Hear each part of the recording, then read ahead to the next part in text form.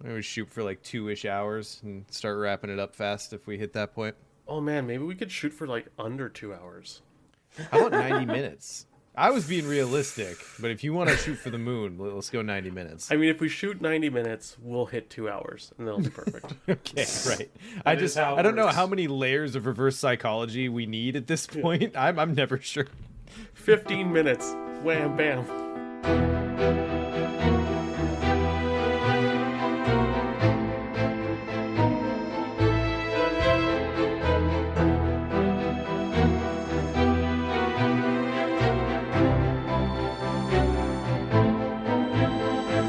Mythos Busters, investigating the mystery, monsters, and madness of Arkham Horror, the card game.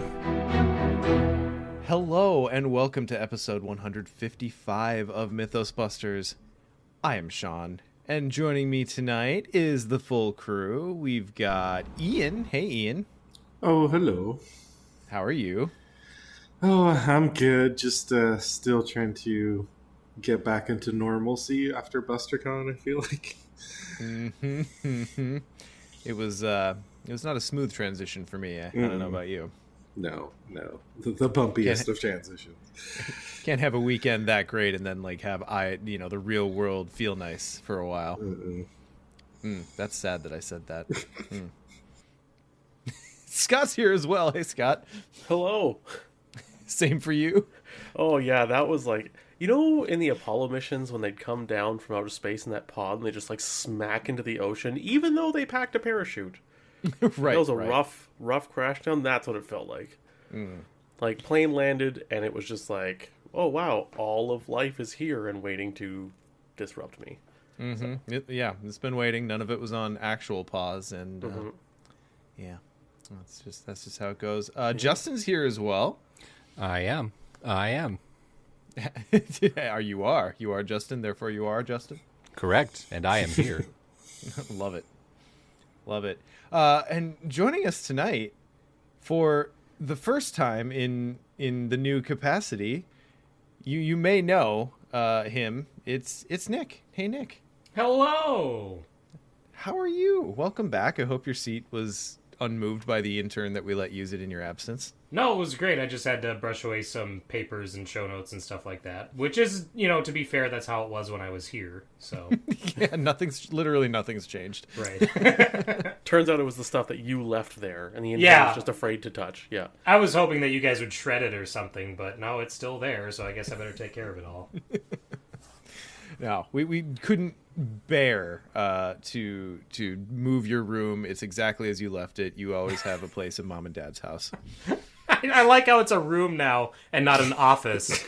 Like, the joke's been going for so long. They're Mythosbusters offices, Sean, but I guess it's a clubhouse now. That's fine.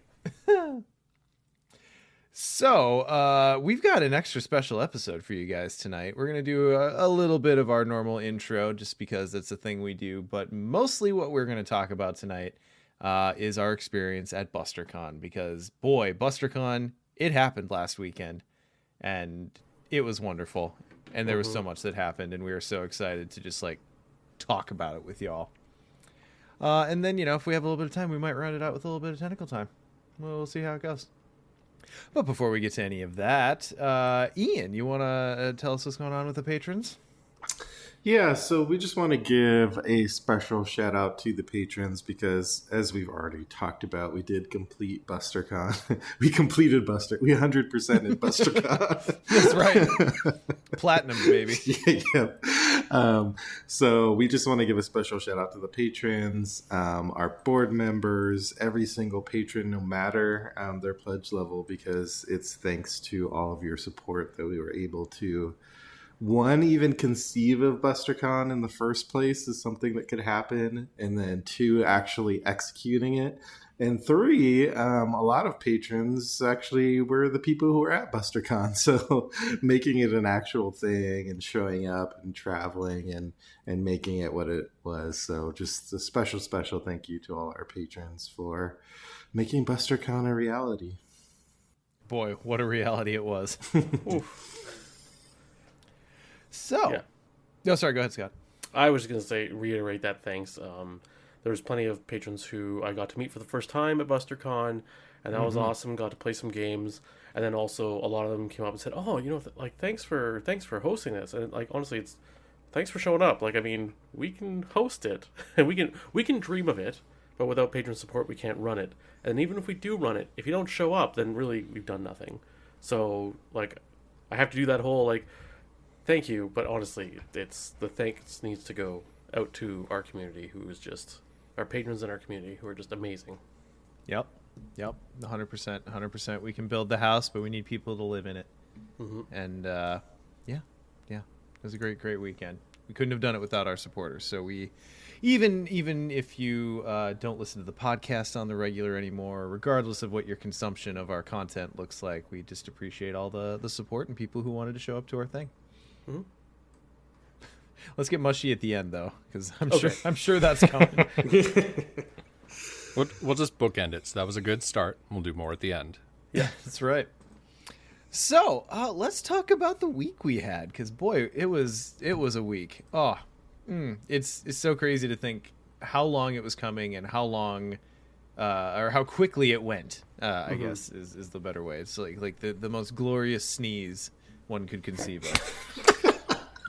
That's one way to describe it, I guess. That's how I think of BusterCon. Bring your tissues to BusterCon too.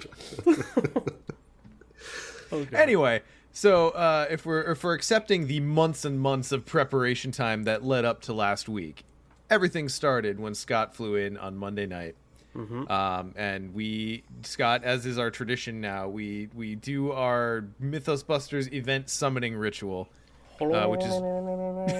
Which is playing several games of Star Wars CCG. Hell yeah, and it is. Seeing if Scott's Harvest deck works now. Yeah, and it kind of does. It's getting there. It did, yeah. Yeah. It functioned. Didn't win. It functioned. I'm trying to remember what I played against it. Was it my Hunt Down Jack? I can't remember. Yeah, I can't remember either. Anyway. Sounds like an amazing game. I think you had pod racing in it, whatever deck that is. Oh, right. I did my episode 1 decks this time around. That's what it was, yes. Yep. Because I have a couple of dual decks that treat the episode 1 sets like as their own little card pool. So I have 2 of those built, and they're functional. My dark side deck won. Yeah. My light side deck did not. I mean, that's more than could be said about most of the Star Wars decks I've ever made. So, but yeah, it was a grand old time, as it always is. What else did we do? Anything besides Star Wars that night? I think it was all Star Wars all the time, right? Oh no, we played your neighbor Steve. That's right. We played foosball with Steve. Yeah, as is becoming rapid tradition now. Yeah. Too. I live across from the man. We get out of the car from picking up Scott from the airport. Steve was outside there. He was having a drink like in his garage, and came out and was like, "Hey!" And Scott was like, "Hey!" And they went up and hugged each other. Wait, your neighbor Steve? Yeah, my neighbor Steve. Oh, I feel like you're closer to my neighbor than I am. So. Yeah, that's interesting. Of all the people I didn't expect to make an appearance during BusterCon recap. Steve was probably top of that list. He was there. He was there. Yeah. His spirit lingered. All right, but anyway, then we moved on to the next day. Yes. Early to bed, early to rise. Or the opposite of that. And we got ready to go to the hotel and start everything there, I guess. Sean, when we walked into the hotel, what did we see? And, like, I had remembered that they asked for information about this. But we walked in and there's this screen that's behind, like, this waterfall thing. And right there is the BusterCon logo. Like the sexy black and gold one, too. Oh my goodness. And it was just the timing of it. We walked in. It took my breath away for a minute because I was like, oh, this is happening. Oh, shoot. I kind of continually have said it, I think, as we've done various things, but there's something about kind of producing this kind of content, making your own stuff, trying to prop it, trying to get people to show up, kind of doing a lot of your own hustling, right? There's a special magic, and I know we all appreciated this the first time it ever happened, but there's a special magic to, like, your logo showing up places where you didn't put it, And yeah, that was a special moment for me. But yeah. So then it was all on to prep work for. Well, Ian showed up the next day, and we did. Oh wait, hang on. Do we want to? We should probably talk about Everest real quick. Well, before we get to that, after that, then I met up with you guys at FFZ, and that's when Scott and I got to have our big dude hug. Oh yes, the right. big hug. It's important not to gloss over that, because it's a thing that happens, and we have the hearty back slaps, and it's one of my favorite parts of the weekend. And if anyone's around, they're like, "What is happening?" We're like, "Well, we don't get to see each other that often. That's what's happening." Yeah. I mean, the best part was that we were going in the door to the Zenter when we saw you pull up. So we're standing at the door of the Zenter, and you get out of your car and go, well. And before we could finish the joke, some rando walked out, and we're like, oh no, we can't inflict this awkwardness on this poor passerby. So we did not.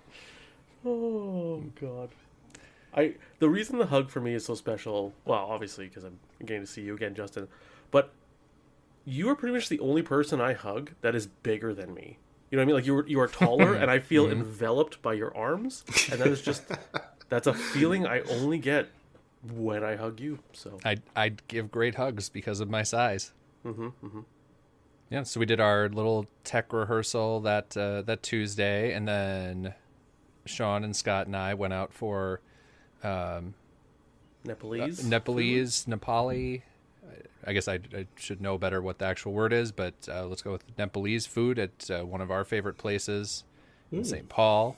If anyone is here, go to Everest on Grand. It is incredible. We're gonna make that an annual tradition too. We just like hit the same 4 restaurants every time they come to visit. Yep. Yeah. Call the old victory lap. And then, of course, after that, it was off to Justin's to pack some swag.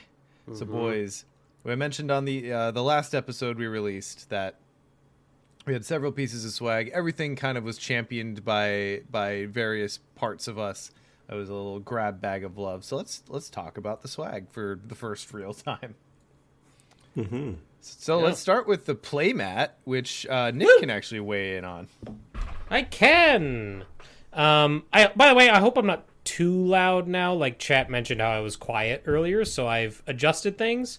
So, but now my Audacity is crazy hot, so I apologize for whoever is editing this. But yes, the playmat. Wow, it's like I haven't left the podcast. I'll do a different subject and then jump back to what we were talking about. So the playmat was this gorgeous piece of art. I already forget. Was it Ramon who did it? I think it was. Yeah, it was Ramon. Yeah. That we commissioned years ago for, I want to say, I don't know if there was an exact project. I think we kind of knew that we needed like a playmat size piece of art. And so I was like, oh, it'd be fun if we had one that was like a stone tablet with a bunch of in-jokes represented on it as like different glyphs and symbols. And so that was the art brief that I wrote. But it was really cool, and I've seen the finished piece before when it was done, but it was amazing to see it in the physical, to use the parlance of our times, I guess. Yeah, no, it was awesome. And now I have my own finally on my desk here, which is nice to see.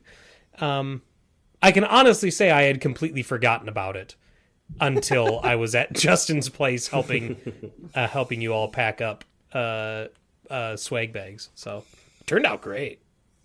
Yeah, it came out really well as a playmat. It's the kind of like atmospheric art that I love on a playmat in particular. I like a setting rather than, I mean, some art is cool. Like I'll play on art playmats, but I don't know. So obviously this is loaded up with Mythos Busters in jokes, basically. Are there any of these we want to give away or hint at? I mean, I think they're all pretty known to any of our listeners, right? You might be surprised. There's 2 or 3 that have stumped a couple people. One is the apple. Oh yeah, that stumped us as well for a little while. We're like, what is that again? Should we reveal it? I don't know. Should we keep Sure. this? No, I think we should leave it mysterious. I think Okay. let's have a conversation. People can talk about it in Discord, Reddit, wherever else. Ping us, talk about it, but that way we can actually have the picture in front when people are guessing. And I think the only teaser that I want to give is we've seen people guess at most of the things on the tablet. The tablet is not the only Easter egg in here. That's true. Yes. That's true. That is a sweet little hint there. I like that. Excellent. Okay. So the playmat was great. Scott, why don't you talk about your little contribution? Yeah, mine was the Mythos Busters Challenge coin. So I am in a service where we have a challenge coin, and I think they're just super cool. It's part of like a little recognition of being in an in-group, I guess. I don't know. They just have a fun tradition of there's a thing where you can challenge people that if you're with other people who you know own a challenge coin, you can like knock it on the table or put it on the table, and that means like especially if you're at a bar or a restaurant or something, and if they don't produce their coin, they owe you a drink. But if everyone there who has a coin produces their coin, you owe them drinks. And you're only allowed a step and a reach to grab it, so you can't like have it in your car and leave. Like you have to have it close by. You can't turn it into jewelry or anything. You have to like carry it as it is. Mine's usually my wallet. And if you ever drop your coin, you owe everybody drinks. That's a fun part. Anyways, the key thing to me about swag that I love is that it's practical to the game. And every piece of swag we made this year was practical to the game. So the coin has on one side our logo, and the little Cthulhu head actually glows in the dark for anyone who hasn't realized that. And then on the other side, we have a lead investigator icon for marking whoever's a lead investigator. The other thing is that this coin works with Lucky Penny. So Lucky Penny, when you draw a bless or curse, you're supposed to flip the coin. Heads, you treat as a bless. Tails, you treat it as a curse. And the head side of the coin has a ring of blesses around it, and the tail side has a ring of curses. And then there's also some fun little text engraved around the outside of the ring, like on the rim, which is super fun. So yeah, that was I loved making that coin, and I loved how it came out. Can I just say that because every time you've talked about challenge coins in the past, it's always been presented with that understanding that if someone produces their challenge coin and you don't have yours on you owe them a drink. So when I got this like the day before the con officially started, I there was no small amount of anxiety that I was like, this is the exact type of thing I always forget. Yeah. And so I know I'm going to owe people drinks. So I have to make sure I have it on me. Like I thought for sure that was going to happen, and I didn't see it happen once. So everyone was very nice to my wallet. I appreciate that. Thank you so much. Nick's like, I don't even like beer. What is? I know, right? Yeah. I mean, I think ours is like, I mean, it is a challenge coin. I wasn't expecting anyone to do the challenge thing, and we also didn't tell anyone about that. It's just that's not what we were going for. But if I had known you were that scared, I would have challenged you. I think it's a thing that in the future there will be a subset of listeners or patrons or someone who get into it. And then within that subset, it can be a challenge coin, which is nice and speaks really to the nature of the Arkham community as well, because not everyone wants to participate in that way, but those who do, I think, will dive Have fun into with it for sure. Yeah.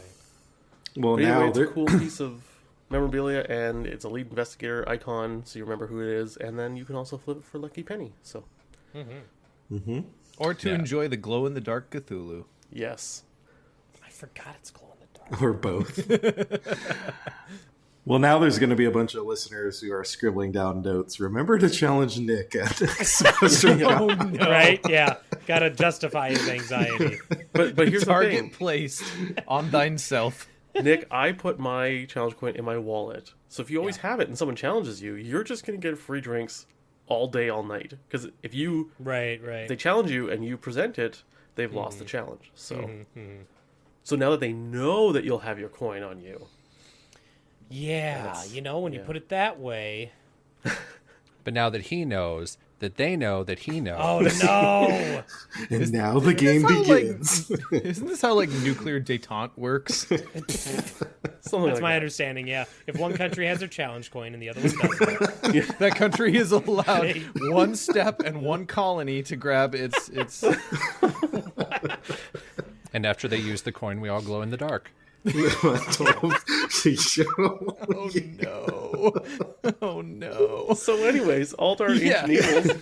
Yeah, so we I guess I was the one who was like, yeah, let's do this finally, because we talked about it for a while. So our very first meme contest, if you'll remember, if you haven't gone and watched that YouTube video, I'd highly recommend it. It's one of our more entertaining ones.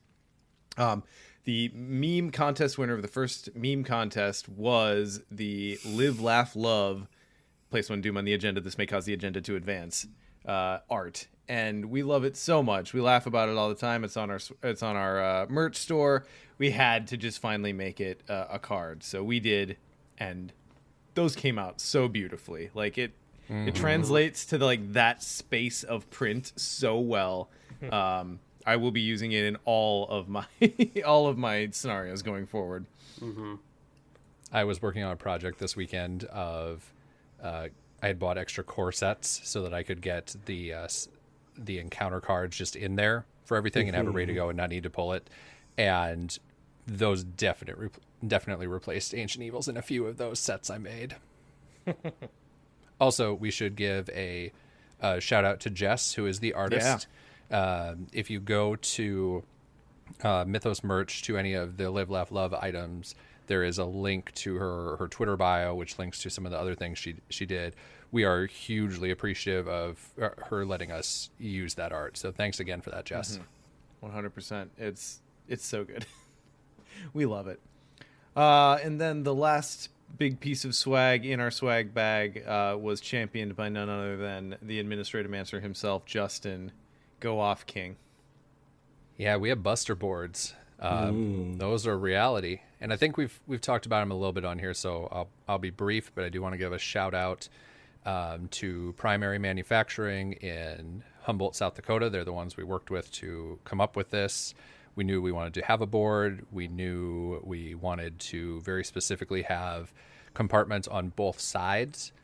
That's just a thing that was important to us because some of the other boards out there have one, and that's perfectly fine. But we've had the discussion of, do you have yours on the left or the right, and how much space, and why not both?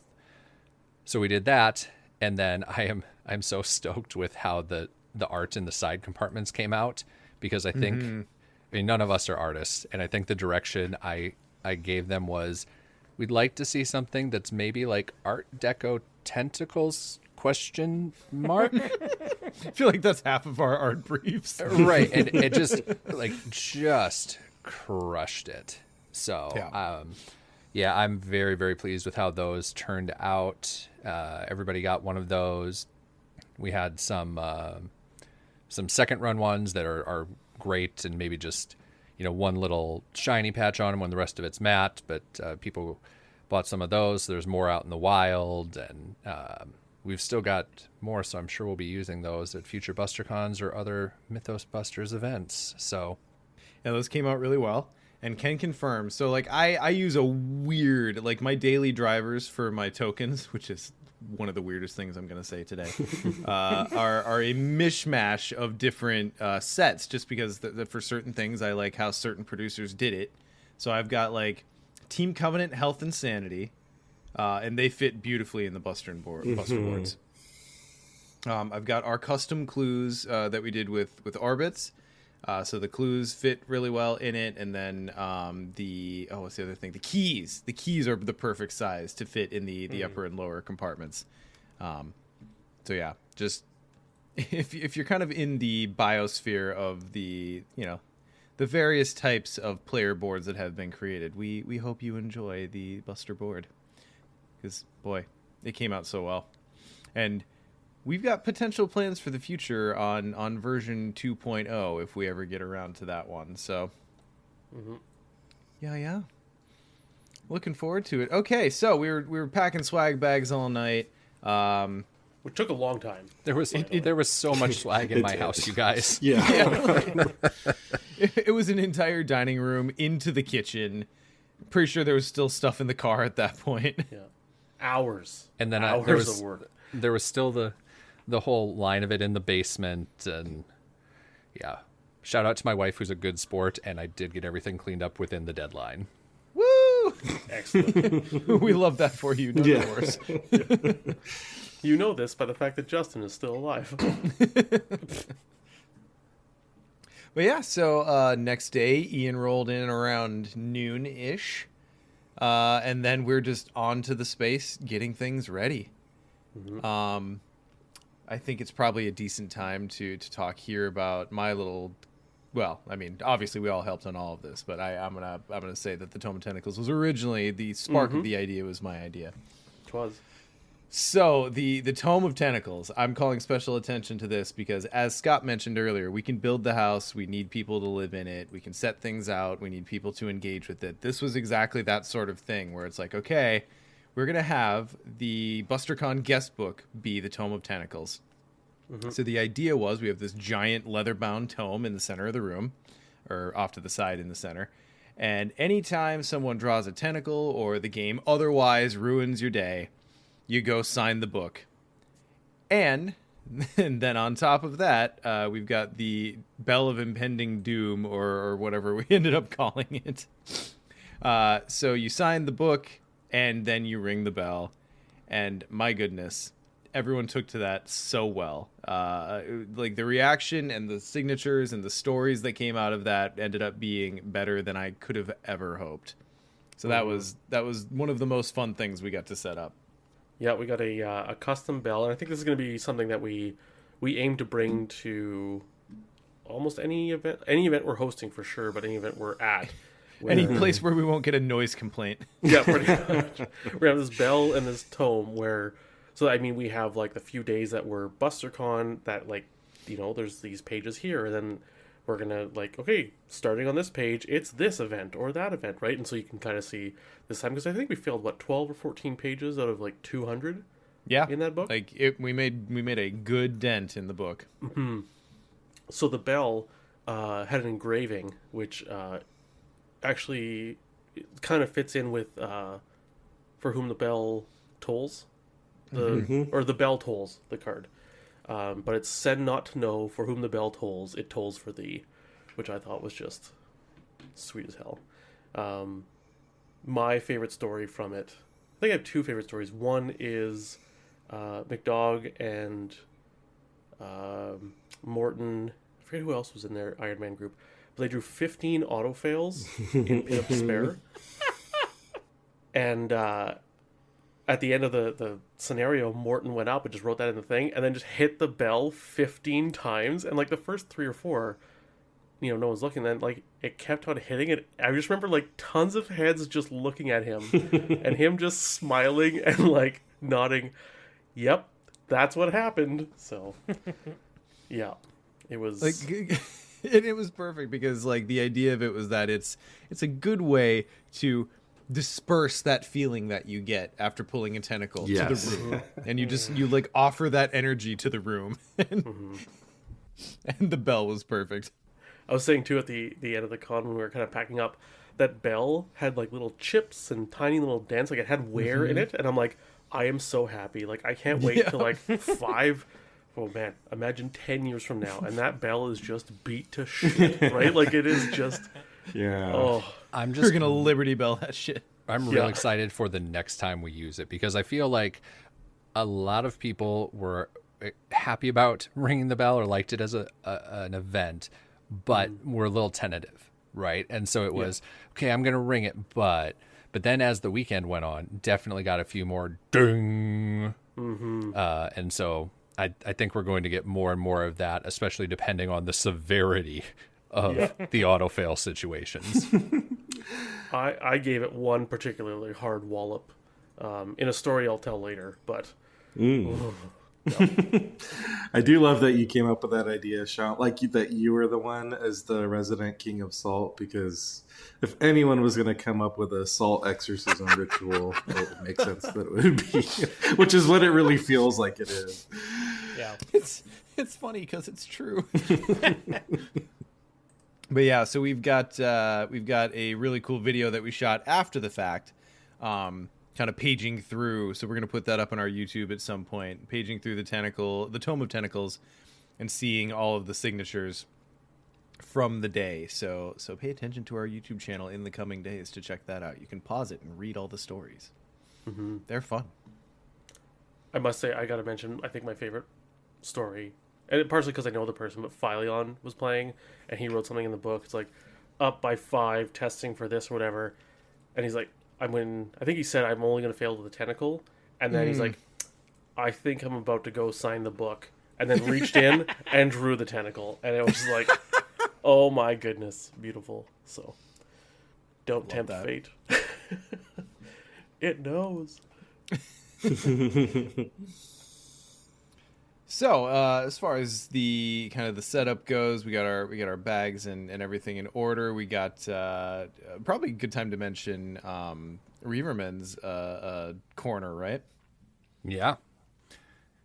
We had. I'll run with that one. So our friend of the podcast and patron Reaverman put together the restricted collection, which I believe we've talked about on here, and there's more info out on the BusterCon webpage on our website. But it was a lot of standalone scenarios, fan-made content, challenge scenarios, just a little bit of everything under the sun. It was really great. He had, I believe it was a wackiness rating for things, for how out there the different experiences are, and had that up at the one corner of the con, so that anyone who just needed something to do at any time, maybe they weren't participating in Iron Man, maybe they were just looking for something different to do, they could check out a scenario from the restricted collection with him basically as the librarian of doom, and play through it in these things that maybe they wouldn't otherwise if they hadn't had these printed up before, or they don't play on TTS or other areas where they might be available.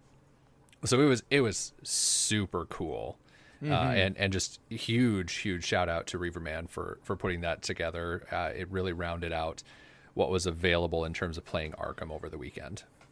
Yeah, because our kind of thrust of the whole weekend was really we were just running one thing at a time, and we hoped that kind of the majority of the room would be into the thing that we were doing. But there were events back to back, and like there are 100 different reasons someone might want to like miss one of them, and it was so cool to have other options available. So, and it was really cool too. This is me jumping ahead, but we'll just talk about it here.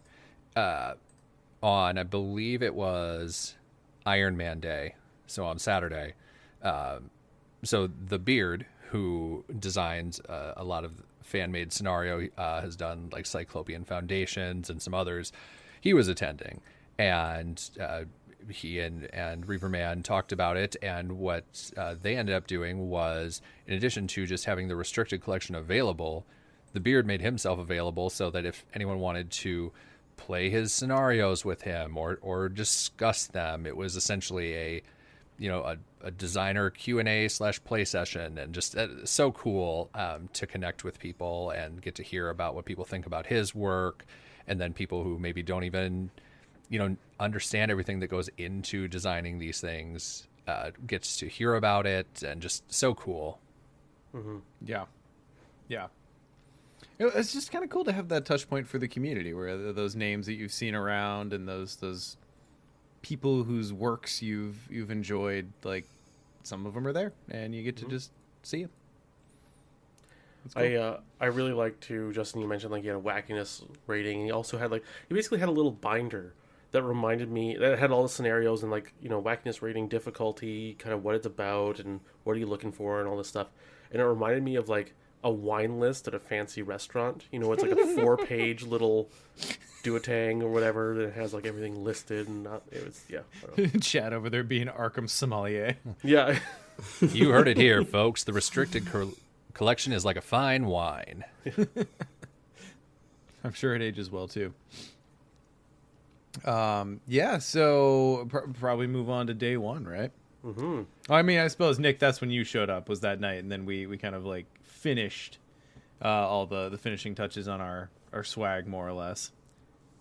And, Thank you, by the way, Nick, because there was so much swag to pack. Oh, Interest yeah. in hands was appreciated. the hands helped. Yeah, no problem at all. I enjoyed just hanging out with you guys. And if that meant I had to do a little work, I was fine with Yep. that. Yes, it did.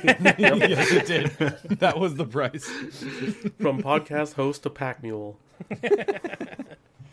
We should also give a shout out at that point from that night where we were doing the swag bags. If anyone was at BusterCon and saw someone walking around with a nicer camera, that's our buddy Brian, who he insists we use the nickname. He is the Podfather because he introduced Sean to podcasting, or Mythos Busters wouldn't exist without him. I forget exactly the reason. It's both. Yeah. It's both. So anyway, Podfather Brian, he also enjoys photography, and so he was there when we were packing the swag bags. He was at the first couple of days of BusterCon taking pictures.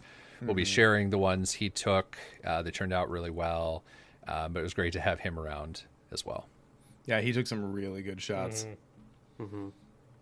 He also has the nickname Moto Minister because for a while he was like ordained to do weddings, and he would Yeah, show he up on a still is. motorcycle. Okay, Yep. yeah. So the Moto Minister, yeah, that's my favorite nickname for him. I don't know how often that got him the job, but it certainly was on the menu. Oh God.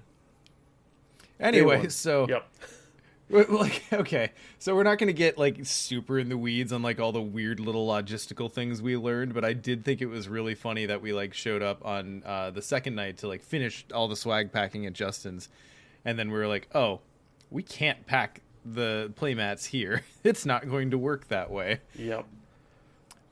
Turns out, yeah, once you put a playmat into a plastic bag, it becomes slightly unstable and a little unwieldy to pack. So We already had loaded an entire lawnmower box full of these things. And by lawnmower box, I mean I bought a lawnmower a week ago and kept the box to fill with swag bags because we had so many. 'twas full. All right, so then moving on to day one. Ooh, God, where do we even start? So we got there early. We got the swag bag set up. We got all of our stuff good to go. We saw some peeps at breakfast in the hotel, I think, right? At least a couple we saw that first day. I remember Big Kahuna for sure. Yeah, we got to meet Chris ahead of time. Yeah, I should always ask whether people want us to dox their government names when we talk about them on the podcast. That'd probably be like a polite thing to ask as we go through the weekend from now on. I mean, I feel like if anyone has a name like John, like, are you really doxing them? That's fair. That's fair. Oh, hi, it's John Smith. Oh, don't tell them my real name. No, yeah, we should. I'm pretty sure Big Kahuna's okay with that because he's waving at us in chat. So That's fair. Okay, I'll take that as implicit consent. Yeah. But yeah, so we rolled in, and man, even on a Thursday morning, the initial rush, I think, Justin, do you remember we got like something like 30% of the overall participants logged in before noon that first day, if I'm remembering correctly. I think it was anywhere between like 30 to 40% in the first 15 minutes, probably close to half by noon, and it was a lot. And happy so many people were able to get there right away. I think the thing I wanted to call out is, boy, there was that minute, that moment, like the 5 minutes before the doors opened, that little bit of butterflies of like, okay, people are coming to the thing, right? Like we know they bought tickets, but it's that final couple minutes before BusterCon became real. Yeah, there was like straight up electric static in the room for those 5 minutes. Yeah, and we were orchestrating who was sitting where at registration to keep things flowing and saying hi to people, and we've got our Working to all of our strengths. Yep, and we've got the black and gold logo up on the giant screens, just peering down at everyone in an ominous yet welcoming way. I guess that's just how I roll. So I I was worried, like you said, there was that the 10 minutes before. I'm like, man, what if like only 4 people show up on the first day, or you know, and just no one took the first day seriously, and I'm worried. And like 2 minutes before the doors open, Sean, you're like, someone said there's a line, and then like you ran over to look, and then they opened the doors, and it was just like what it felt like to me, a stampede of people, and I was like, oh, thank God people showed up. Oh my God. Yeah. Well, what happened was I ran over to like take a picture to be like, oh my God, I'm gonna take a picture of the line before they open the door. But like I got halfway to the door and they were already unlocking it. So I'm like, oh shit, back to the desk. Yeah. You were the first face they saw, so you had to be there. Yeah. Well, it was so cool. That initial rush was really, really fun to sit through and just kind of see a bunch of people and put some names to Discord handles and like even from the jump, people were really receptive to kind of the things we had. We had player flags that worked really well. Like I'm just gonna call out now. I've been to many nerd events like this, Worlds, Gen Con, you know, things of this nature. I was very, very ready to spring to the aid of like occasionally someone will just kind of sit alone and not really be comfortable introducing themselves. Everyone seems like they're in a clique. It gets a little awkward. Yep. I never had to do that the entire weekend. The table flags worked perfectly to signal that like we're open for players. People were introducing themselves. Like just about everyone was sat down at like at least tangential to a conversation. It was such a wonderful vibe. We never ever had to intervene and help. Everyone just like it's a perfect example of how good the community is, right? Like we felt like we got to go so long before we actually had to do any moderating in our Discord, right? Like same energy. Is that what the flags were? Is they were for anyone who had an open table and still had spots that could be taken? Yeah. That's a really smart. Kudos to you guys for that. That's a really smart idea. I had no idea the whole weekend what the flags exactly were for. I kind of thought they were, if we need a flag, here's 30. But that's a really cool idea. As someone who gets nervous about approaching people, I don't know. Yeah, that's awesome. I wish we could take credit for it, but it actually came from, I forget exactly who, but someone in Discord brought it up. And so when it came up, we were like, yeah, sure, why not? Yeah. We'll order some flags and have them. Well, I'd been at BGG Con, and they do that as well, where it's like they have 2 different flags, one for looking for players and 2 for will someone please teach us a game. Oh. And so it's kind of neat. Like, I mean, but they have like 5,000 people, right? So like someone come teach us this game. Someone's going to walk by and be like, oh, I know that game. I'll teach you. But yeah, I think, Nick, the reason you might not know is because you didn't come through the registration line. Right. Because we told people as they came in, but you like, Right. Yeah. the Rockstar pass and just No, not even. waltzed in. Straight backstage. Rockstar passed as in I worked that day and didn't get in. Like the day of the con opening, I didn't actually come in until like, what, 3 or 4, I think, on Thursday. So, yeah. Yeah, I think it's an important element for cons because, like, we do have a welcoming community, but for folks who struggle with anxiety or are more on the shy side, or, you know, even if you don't have those things, sometimes it's a little tough to just come, like, especially if you're like coming solo by yourself, which I know a few folks expressed they did come by themselves to a con. Like, there are existing groups who are already playing together, and just a simple flag makes it easier. Like for myself, as someone who has like social anxiety, just like those little things are like, oh, okay, that's a signal that they're like not gonna think I'm weird if I'm like coming up and asking to play, you know what I mean? Yeah. Like it's just such a simple thing. But like I remember the very first Gen Con I went to, this was before I was really involved in like podcasts or groups or anything. So it was just like, oh, this sounds fun. Like they were talking about it on Cardboard of the Rings. Let me go to Gen Con. I don't know anyone, but let's see what happens. Fortunately, like there are lots of cool people in that community to latch onto. But yeah, it's, you know, we didn't come up with the idea, but as soon as we saw people discussing it, it's like, okay, yeah, that's something we definitely need to do.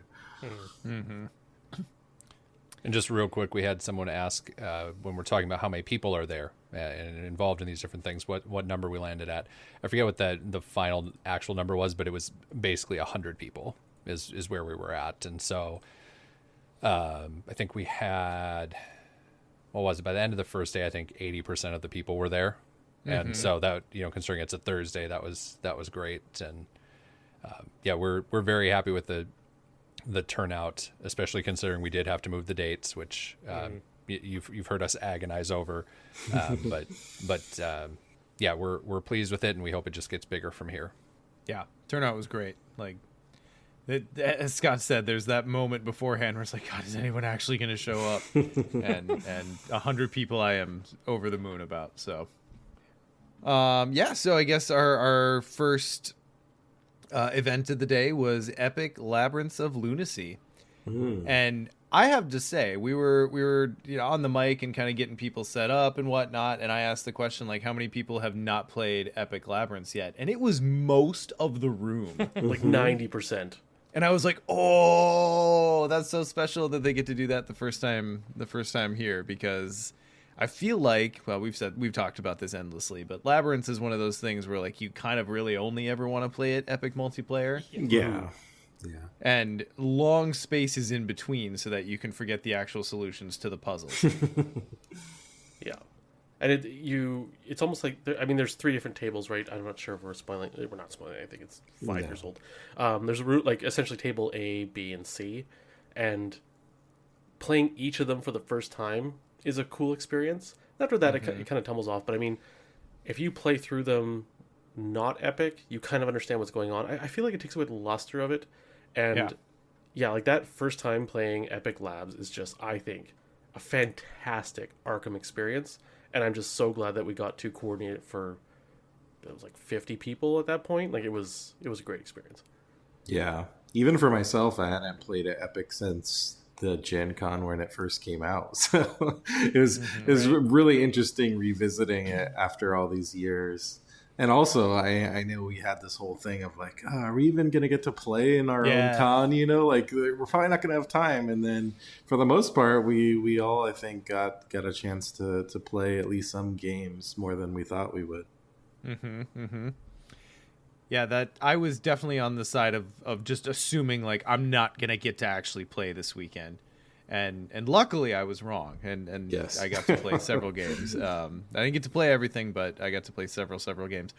Labs was one of them, and I brought. I have to make this about me for a minute. My Dilemma Patrice deck. And you unleashed that on normal people? I did. Well, Ian was there. Ian was the one who was like, I need to see you play. Yes. Yeah, I was glad I got to sit next to it. They are the Labyrinths of Lunacy, Scott. Right. That's right.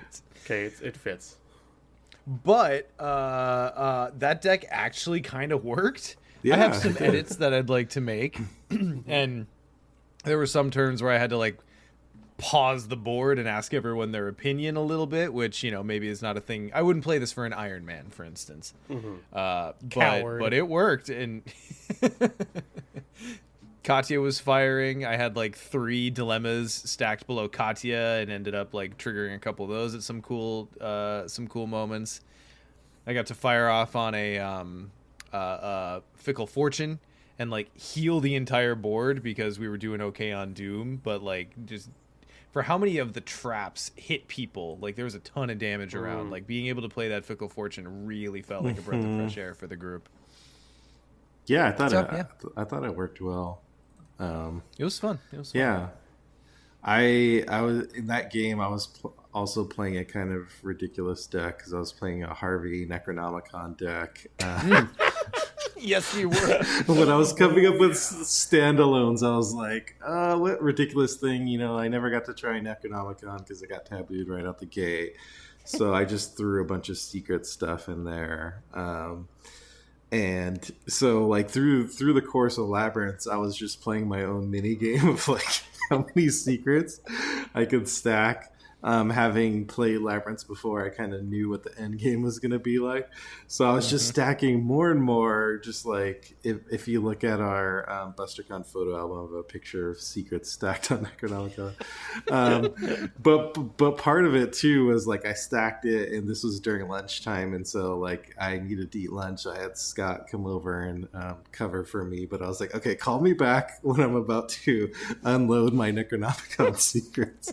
Because I got it to the point where I also had 2 Knowledge of Powers in hand where I was able to do like 24 damage as a free trigger without spending an action. So I was like, okay, Scott, call me back when it's time. And Scott did because he knew he couldn't deny me of that moment. So Ian spent the entire game going, Kameha, Kame. Boy, it was an outflood of damage on the final boss. That was real fun. And then afterwards, I was like, okay, I get why they tabooed him. Yeah, I know. We can tell the story because it's already on the taboo list. So after labs, then we did our one of our favorite standalone challenges, which is how low can you go? Depths of Yoth is such a fun one. The winning team got 13 points. And the way we were doing this, I totally forget their team name, but it was the LARP guy and his team. He'll have to pass on the kudos. But 13 points, and so that was victory points plus the amount of depths you got to. So I believe the total VP you can get is 5 or 6? Something like that, yeah. Oh, no, sorry, maybe it was Big Kahuna's team. Oh, no, it was Big Kahuna's team with 16. That's what it was. And then I believe Josh has got 13 points, and there was another team with 8. Not a huge amount of people took part in this challenge. I think a lot of people were just happy to be there, finishing up labs games and stuff like that, and chilling and stuff like that. So, yeah. Yeah, I think there might have been a team that got 15. I'm trying to find the picture of the results I took, but yeah, it was all the way from 5 up to 16 was our range. Yeah. Wow. Yeah. So we'll find. I'm sure there's a picture of the score sheet we have, but yeah, Big Kahuna's team 16 points was the winner. So you can just judge based on that how well you did. So. Did you guys play that at all or no? Like the Busters? I didn't play a single game the first day because I was just jittery. I was also running a few things, but I was just too nervous to play. Quite honestly, Sure. I just wanted everything to go smoothly, and it did. So, yeah, I didn't get a chance to play that one. I was taking a break after labs, pretty much. Sure. And I think I jumped in for the first time during Blob.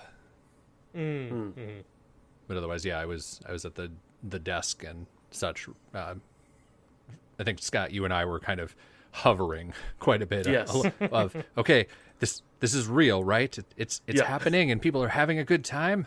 yeah, and people were still trickling in during that time too. Yeah. So it was nice to have a couple of us at the desk to greet and kind of like point the way and give them a tour of the bell and the book and the flags and all that stuff. So Yeah, Sure. I think a couple different times it was 3 or 4 people came in, get them through the line, and here's your tour guide Scott. He's going to show you the flags and the bell of doom.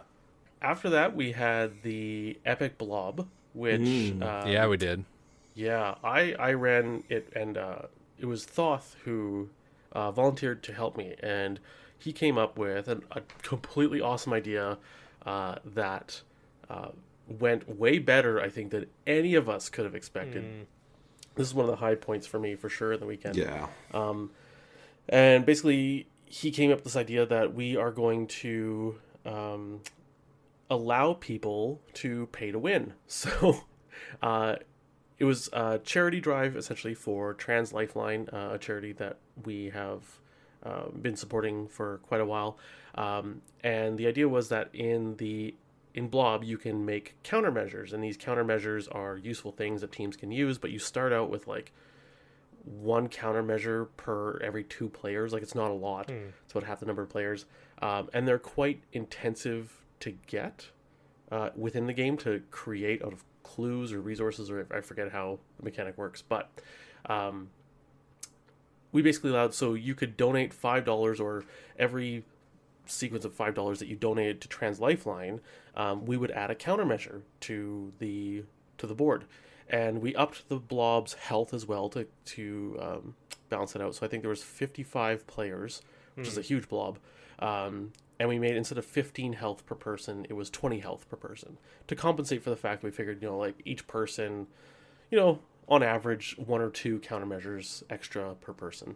And basically the way we had it is you just go on the Trans Lifeline website, you donate, and then you just call us over, show us the amount, and we're like, awesome, thanks, and then want to do it. This turned into a power game of blob, because within the first few minutes, we had $1,000 donated, which added 200 countermeasures to the game. And the crazy thing is, people kept on donating after that. But I loved seeing, 1, the amount of money we raised for an amazing charity, 2, the generosity of the community, and 3, just some tables absolutely going ham on spending countermeasures. Oh my God. Yeah. Willy-nilly. Oh, there was that one table, I forget their names because I'm terrible with names, but they were like, people are, as you're walking by, me and Thoth are collecting damage and clues and countermeasure use and whatever. And this one team, at times they were like, hey, Scott, 8 countermeasures. I'm like, 8? You used 8? Like, how do you use... I was here 3 minutes ago. Yeah. I want to say they had like 30 or 40 used by the, like, in total by the end, which is, I think it was shocking. 32 or something. Yeah, just... but at one point we were close to 300 countermeasures available. Yeah. So the total money raised after all said and done was $1,535. Wow. Which is just in 2.5 hours, which was absolutely beautiful. And thanks to Thoth, awesome guy, stand up Shout guy, out great on idea. that. Yeah. Yeah. So I'm like, we got to do this again because it was a great way to raise money for a charity. And the finish to the blob, we got down to under 100 health and stuff, and at one point I'm like, okay, we have 13 health left, and some group stood up and said 14 damage, and they were like, the blob's dead, and everyone cheered. It was just it was a good blob, having done a couple of a couple of the big epic ones. It was good. My brother came on Thursday night for the first time to the con, and he sat down and he played blob with me and Ian and Nick, and we had a good run. It was fun, but I think it was 2 or 3 times I had to reiterate to him, this is not usually how it goes. Right. It can get a little dicier than what's happening here, where we don't just have countermeasures to throw at it, but I'm not even mad about it because it's for a good reason. Yeah. Well, I think with the extra health that we added to it, it actually took a whole extra blob damage cycle, quote unquote, because of that extra health. So it still took 2 hours 40 minutes to defeat the blob, and the normal time limit was 3 hours. It wasn't that not close, I guess. Right. It was and it wasn't, but It wasn't automatic. Right. That's the thing you want to avoid, right? You want to avoid it where it's just, oh, yay, we're done. Yeah. It was still a good time. Yeah. And there was, Big Hoot is mentioning in chat, there was around 130 countermeasures left at the end of the scenario. No one wanted for countermeasures that entire game, which is way different than we expected. Yes. I don't think Thoth or I were thinking we'd raise anywhere near that amount. I thought it'd be a couple $100, couple extra countermeasures, haha, fun. But I think for some folks, counting myself among those, who have played Epic Blob before, you're kind of conditioned not to use countermeasures. Well, maybe not every group in the past, but at least I know a lot of folks that even though we had a ton, we're like, I can't use them. Wait a minute, we have 100 plus countermeasures. We can use one. It's fine. yeah. And it ended up being a good thing because we were kind of running really tight up against what we had planned later. So the extra boost to progress turned out to just be the exact thing we needed, both for the scenario and the event as a whole. Yep. Timed it perfectly. Yeah, we Gandalfed it. That's right. Neither early nor late. But yeah, so we moved straight from Blob into a developer panel. So I was lucky enough to be able to sit down with Ian, Ian, you were up there, weren't you? No, you weren't up there for that one. No. That was Fortune of Folly. Sorry, with Nick and Jeremy and MJ and Duke. Those were the ones. And we had a nice little conversation. Yeah. I think it was a good time. Yeah, it was fun. Always fun. Now that being my second one on the stage, it was very enjoyable. And for everyone who was not there and missed out on it, you will never hear it ever. Oh no! Did something happen? No, it's coming out. Oh, good. Okay, all right. We have it recorded, so it will be posted as a podcast. So there you go. We will release it. Okay. We didn't want people to miss out on that because that one was great. And it was no small effort to figure out how we could like work our equipment in with the Zenter's sound equipment. Let me tell you. I think we did it though. I think you know, aside from just like the little fumbling of handing around a single mic, I think that's about the only thing there was to say about it. Beyond that, it worked just fine.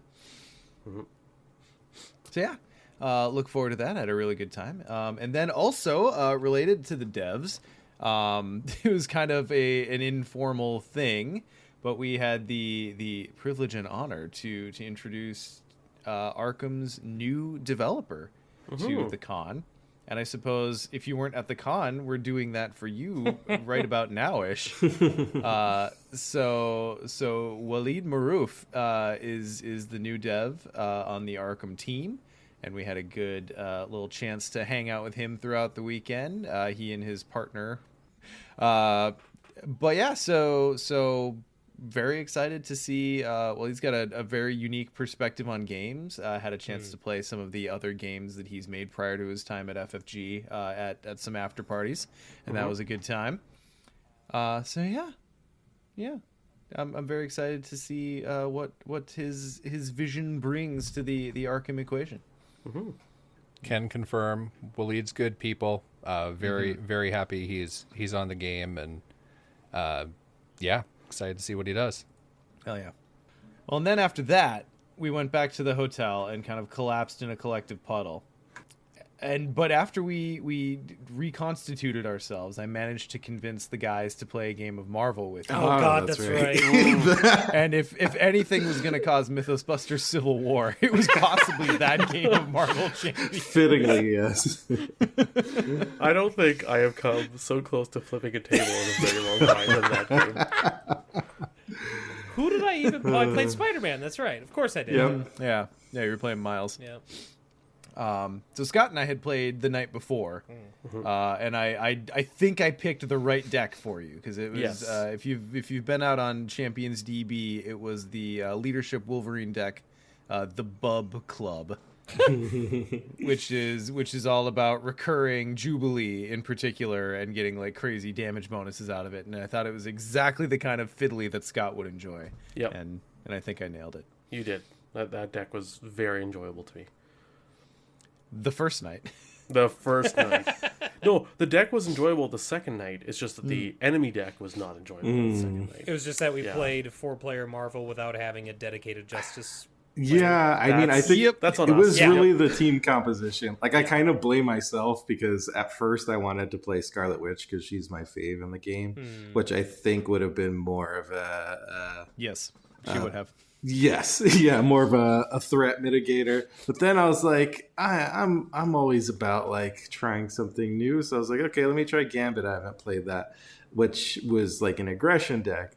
So the thing was, like, we had enemies pretty much managed throughout the game. Like, there were a lot of turns where there were no minions on the board, and there were just no enemies, and we're like, okay, but the threat just went out of control. So I think if we had a little bit different composition, it would have been fine. Mm-hmm. Yeah, well, and I share that blame because I too had that moment before me. I have a pretty good Nebula deck that's a Justice deck and would have probably helped us out a lot. I reached for that for a minute and I was like, no, I want to play Storm. And of course, like I was so excited to play Storm and it was my Storm Aggression deck. And so we were basically, like Scott was playing Leadership, but it was basically an aggression deck. So we were like 3 aggression decks and a defense deck. And then we like did surprise Pikachu face when we played that. Yeah, exactly. It was role reversal for me because I kind of knew what that scenario was about, and I saw it spinning out of control. So by the time we lost, I was like, all right, we got like halfway through phase 2. Clearly this is our fault in team composition, good loss. Yep. And Scott was like, fuck this shit. I've never been the less salty one between me and Scott. I mean, I played it up a bit because it was fun to play it up, but it was incredibly Always. frustrating to me. But yeah, So, and we played against Mojo, Mojo. which was really fun. Like the whole different genres of television popping out and everything like that. Like that was really cool. But yeah, we weren't set up to interact with it in a productive manner. I mean, we were doing a rush, a group rush build, and he beat us. Right. Mm-hmm. Oh yeah. It was those sitcoms. The sitcoms got us. Oh my god, the sitcom really, really did I love take us through the ringer. I love that set. As a kid growing up in Generation, just awash in sitcoms. I appreciated that set. Yeah, they did some really cool things with that expansion. So anyway, I had a good time. yeah.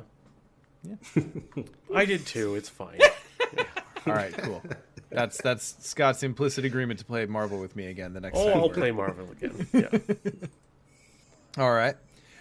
So then moving on to day 2, we opened up the day with some epic machinations through time. I did the flag thing, and I just found a group that had a flag, and I just sat down and played with them. So I got to play my Desperate Duke with Yodel, where I am constantly discarding What? You've cards. never talked about this deck before. Yeah, I know. Yeah. So here's the thing, though. There's a card in Machinations called Abduction, and basically, No. yeah. So it does bad things to allies. The thing is, it also does bad things to allies at your location. Oh. So the player to my left, bless him, turn 2, he drew this card, and there's a test on it, and if you fail the test, bad things happen. It's 5 direct damage to an ally or something obtuse, right? No ally can handle it. And he tests, and I'm the only person at his location, and I have the only ally at his location who is the bestest boy, the bestest of dukes. And he tentacles on this test. Oh no. Turn 2 kills my dog. And I'm just like, oh. And we're laughing, and it is funny. Looking back, it was hilarious, and I just rubbed it in the entire game. It was great. 2 turns later, I have Yodel out, who is the linchpin to the deck. It's the unit or the ally who makes the deck work. 2 turns later, he draws Abduction. It's the only ally at his location. And he tentacles the test again. Oh man. Did that go in the tome? Oh yes. Okay, good. Yeah. That is the time that I rung the bell the hardest. I full arm swung against that bell. I was a little worried I'd leave too big of a dent, but it's okay. The bell survived. That thing can take a licking. Yeah. That game was, boy, what a game. just losing the 2 things that make my deck function. And I will say, of no fault of my own, it was a fun game though. The people I played with, super great. I am always terrible with names. If you're listening, you know who you are because you would remember that story. So, it was one of the best memories I have from the con. Just how wrecked I absolutely got by that scenario. So, and our team ended up losing. So, but I think that's because we didn't really know what to do in the future. It was all of our first times in the future. Sure. And Isn't it always? Yeah. Future's tough. I always love, there's a thing in the Arkham community where we all love sharing the bad stories as much, if not more than the success stories. It's guess what just happened to me? I guess that's the whole impetus of the Tome of Tentacles. That's right. Yeah, I got to play in my first time playing Epic Machinations. I had only played it non-epic before, and I think only solo actually with one investigator, which is just like masochism. So it fits my brand. But yeah, it was a lot of fun. I played a dirty fighting Rita deck, which dirty fighting is just great. It's great with a lot of people, but it's just a fun new piece for Rita. So our collective group did not win. We a couple of our groups made it through, but the future group was having trouble, as we just talked about. So but it was fun nonetheless. We got very, very close. It's definitely, having played Epic Labs the day before, it's interesting seeing the progression. Like Epic Machinations is like. Which makes sense. Much harder than Epic Labs. Epic Labs playing it now is like, oh, we just kind of blasted that one away. But Epic Machinations is a test for sure. Yeah, I was at your table, Ian, playing that one, and at Arkham Knights, I played Epic Machinations with Scott, and it was just Scott and I at the table, and we were past, or so I don't remember exactly which era we were, but we were past. Yeah, but like we talked about in the cast before, but we played so fast that we ended up having to wait for like an hour or whatever, so the other groups could catch up, and we wouldn't doom out and fail for everybody. And I thought that was just how Scott and I played, but then when Ian and I believe their names were Tim and a different Justin, were playing, we ran into the same issue, and so I guess I just play fast, and I guess I encourage my tables to play fast, because we also hit a point where I'm like, I'm going to go get food. I'm not even going to worry about the tables for a little while because we're way ahead of everybody else. It was a lot of fun though. Machinations is the biggest gulf or the largest disparity between how I feel about it solo versus how I feel about it epic multiplayer. Like single group, it's a lot. Like I think I set it up and played it once on my own single group, and I didn't even finish it. I was like, this is too much. I can't do this right now.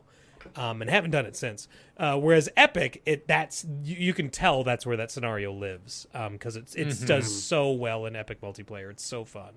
And what a Jeremy scenario! Oh my god, yeah, right? For real. Like, God, the Pepe Silva board he must have had up to try to explain it to everyone else in the design room. Just like strings and markers and everything. Yeah. Oh my goodness. He just kept coming back with the photo with someone's like arm slowly fading out of the Polaroid. Yeah. Well, I also love how Machinations is just like a big rom-com, having to get these characters together ultimately. Yeah, for real. The whole thing's just a big meet cute. It is. I sat with a couple of boys. I didn't think I was going to get to play this one, but I was a late join to a group that had like started their first turn. And first Mythos phase. So we had I want to say Harvey. I want to say Harvey, a Silas, and then I was playing like a Flexi Luke. I was playing my String Theory Luke. Wanted to try it out. So our Silas, who was obviously like our main killer, got that's 2 copies of Time Worn Brand dumped in his discard pile on the first Mythos phase. Oh no. Wow. And we struggled the entire rest of the game because I'm playing this Flex Luke who's like trying to do a little bit of enemy management on the side while Silas gets his feet underneath him. And like that scenario is not easy. Right. Like Yeah. I think we all kind of commented on like when we played Labs, the teeth have worn down on that particular scenario, but anyway, we ended up ultimately failing too. The other groups, they were so nice to us. I'm pretty sure we were in the future trying to get everything together, trying to get the clues while we were just getting mercilessly assailed by enemies. And all the other teams were like, "What do you need?" And we're like, "Well, I don't know. Yeah, I don't know. We'd love clues, but like the only place you can dump them is on a 5 shroud location." Yeah. No, it was Ursula. Ursula was the Kluver in the group. So like in theory, a really solid group for that scenario, but we just got off on the wrong foot and suffered the entire game. And yeah, we ultimately, the future was lost. So but you know, it was one of those games that I really enjoyed. It was fun, kind of figuring the puzzles out, and again, a valid loss. I didn't feel terribly salty about it, just a little sad. But yeah. So then moving on from there, well, I mean, now we get to luxuriate a little bit. Because, ladies and gentlemen, we debuted our next custom scenario, which is the Woods of the Black Goat. And I did it right first time that time. You did get it right. Good job. You did it. So back on episode number, does anyone know offhand? It was a while ago. It was like 120 something. A long time ago. No idea. Okay. There was an episode where we brainstormed this one, just like we did Consternation on the Constellation, and we had a beta set of scenarios to hand out, and everyone was super excited to play it, and it was really fun to watch everyone. Everyone got their faces pounded in. But I'm did. not quite sure if that means it was a success or not, but boy, it was fun. Most did. I had one group. I think they were 2-player, but I walked over and they're like, "So like, what are you gonna do to like add teeth to this scenario?" I was like, "I'm sorry, what?" Come on, why you gotta flex? Well, I mean, they were using a certain card that shall not be named and using it quite well. Sure. But I took notes, so we can eliminate those little loopholes I saw them using. But yeah, it felt like we got the difficulty pretty close to where I would like it, because I want to be very, very challenging. Like, that's the whole point. Like, there should be a real threat of dying in this scenario. Like, it's a King of the Hill / tower defense kind of scenario where it's heavy on the killing, and you can actually go through the entire scenario and still win without investigating a single time. Like, that is a possibility, which I really love about the scenario. So, yeah. Because very, very few Arkham scenarios have the guts to do that to the Kluvers, but we here at Mythos Busters feel like they've had it coming. They really have. Taboo investigating. There we go. I sat down to play. Nick, you and I played together with Justin, and I thought it would be a perfect fit for this scenario. Just a hard hitting Daniela deck. Basically, it was a standalone version of what I brought to Iron Man last year for Dream Eaters. It was my spider stomping Daniela deck with the Jinx's bangles. Yep. Oh man, I Daniela'd way too close to the sun and did not find my healing, and then there's this one treachery that snuck up on me, and suddenly I was dead. And then Justin and Nick continued to play that game out for like a whole solid hour after I died. I imagine that if I had been able to like make it through to see some healing, that we might have done some great work on that. We needed one more turn. Yep. And we would have got it, because after you dropped out, I mean, we just sort of looked at each other, and it was, so we're just gonna see how far we can run it, right? Like, knowing we probably wouldn't get it, Right. And then we got close. I think closer than either of us thought we would. Yeah, we were one doom away from the finale, which is then it's just a race to a certain location. So I think I said multiple times following that, I was like, God, if Sean hadn't died, we would have won. Man, I was so confident in the resilience of that deck, and no, it just didn't happen. Made me sad. I like that deck. Now it's got an L. It's got a big fat L in its history now. I mean, a playtest L. Those aren't fair. But yeah, so it was really cool to get that out in front of people and see some feedback and see how other groups kind of approached it. Obviously, it's not finished yet. We've still got some work to do, but it was a really cool thing to be able to put that out in front of people. And a lot of people gave us feedback in the forums, so Just Yes. I think you were about to say that. Yep. Yeah, I was going to say thank you to everyone who provided feedback already. If you, we did drawings for people to win these beta copies, and so they have them out in the wild. And so if you're playing it at home and you have additional feedback, we would love to hear it. You can message us. You don't have to use the forum at this point, but yeah, thank you so much. That's going to help us really, really tighten this thing up as we put the finishing touches on it. Yeah, I mean, to have that many like 3 and 4 player groups pounding through it at Yeah. once is like a huge testing boon for us in the process of refining it. So yeah, super excited. Yeah. So then from there, we moved into our next epic game, which is one of my favorites. And I'm sad I didn't get to play in this one, but I did quite have fun with it. And that's Epic War of the Outer Gods. So Duke and Tika and I ran this one. Duke did some really fun progress bars for each of the gods on the whiteboard that we were using. You can find that on photos later. But yeah, that was a really good time. So I think at least one of you guys had not played that epic yet. Is that correct? Yeah, I had not played it epic. So I also Yeah, first time. same. Enjoy the experience. Oh, all of you guys. Yeah, Yep. I ran it Epic last Arkham Knights, but I've never actually played it Epic. So how'd it go? I mean, spoiler alert: Selenis won. Surprising nobody. Oh my god, we came out early and it was so I don't know. No one else had a chance. But that was cool because it was the first time I had ever seen one of the ancient ones actually pop out for everyone. And then it just becomes like a mini blob, which Yeah. I don't know. It's kind of fun to have that climax in an Arkham game. It did feel like when Selenis spawned, though, it was very much like we're not locked in here with you, you're locked in with us. Like, Get him! everyone was ready for him to spawn, and then it was like 12 minutes later, and he's dead.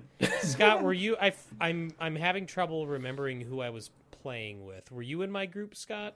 Yeah, it was you and me and Patrick And Mort. Morton. That's right. Yeah. Okay. Yes. Yeah. I just remember it was a lot of fun. But I just remember everyone else dying, and it was just me as Min left. And I was like, all right, I guess I'll go into this area, and then I went into the target location where the boss was, and then I don't remember if it was upkeep or what, but I was drawing cards, and I drew overzealous, which was my weakness. I was like, oh great. So I drew one card, and it was another enemy, and then I had my hand on the deck to draw the second card, and then it was announced that Silenus was defeated. I was like, oh, I did it! Yay, go me! I did it. Yeah, because myself and Patrick and Morton had taken a one-way trip mission, if you will, into the belly of the beast to go in there, survive for a couple turns, but also just pile on the damage using all the clues we'd put around the location and everything like that. My biggest takeaway from this, besides it was super fun, like the group I was playing with, obviously super excited to play with the people I was playing with. I borrowed a deck Oh my from god, that's Reaverman, right. and it was Lola.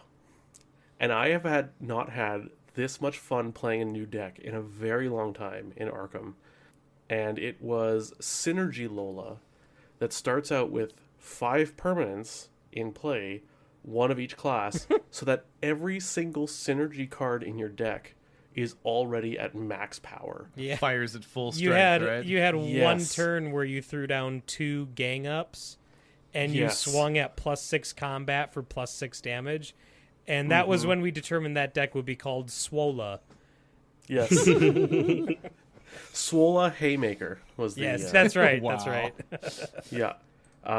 Reaverman, after my review, he posted it, or what do you call it? Published it, thank you, on ArkhamDB. So I'm just going to pop the link in chat there. Ooh, Nice. I'm gonna Yeah, go give that an I'm up. gonna save that.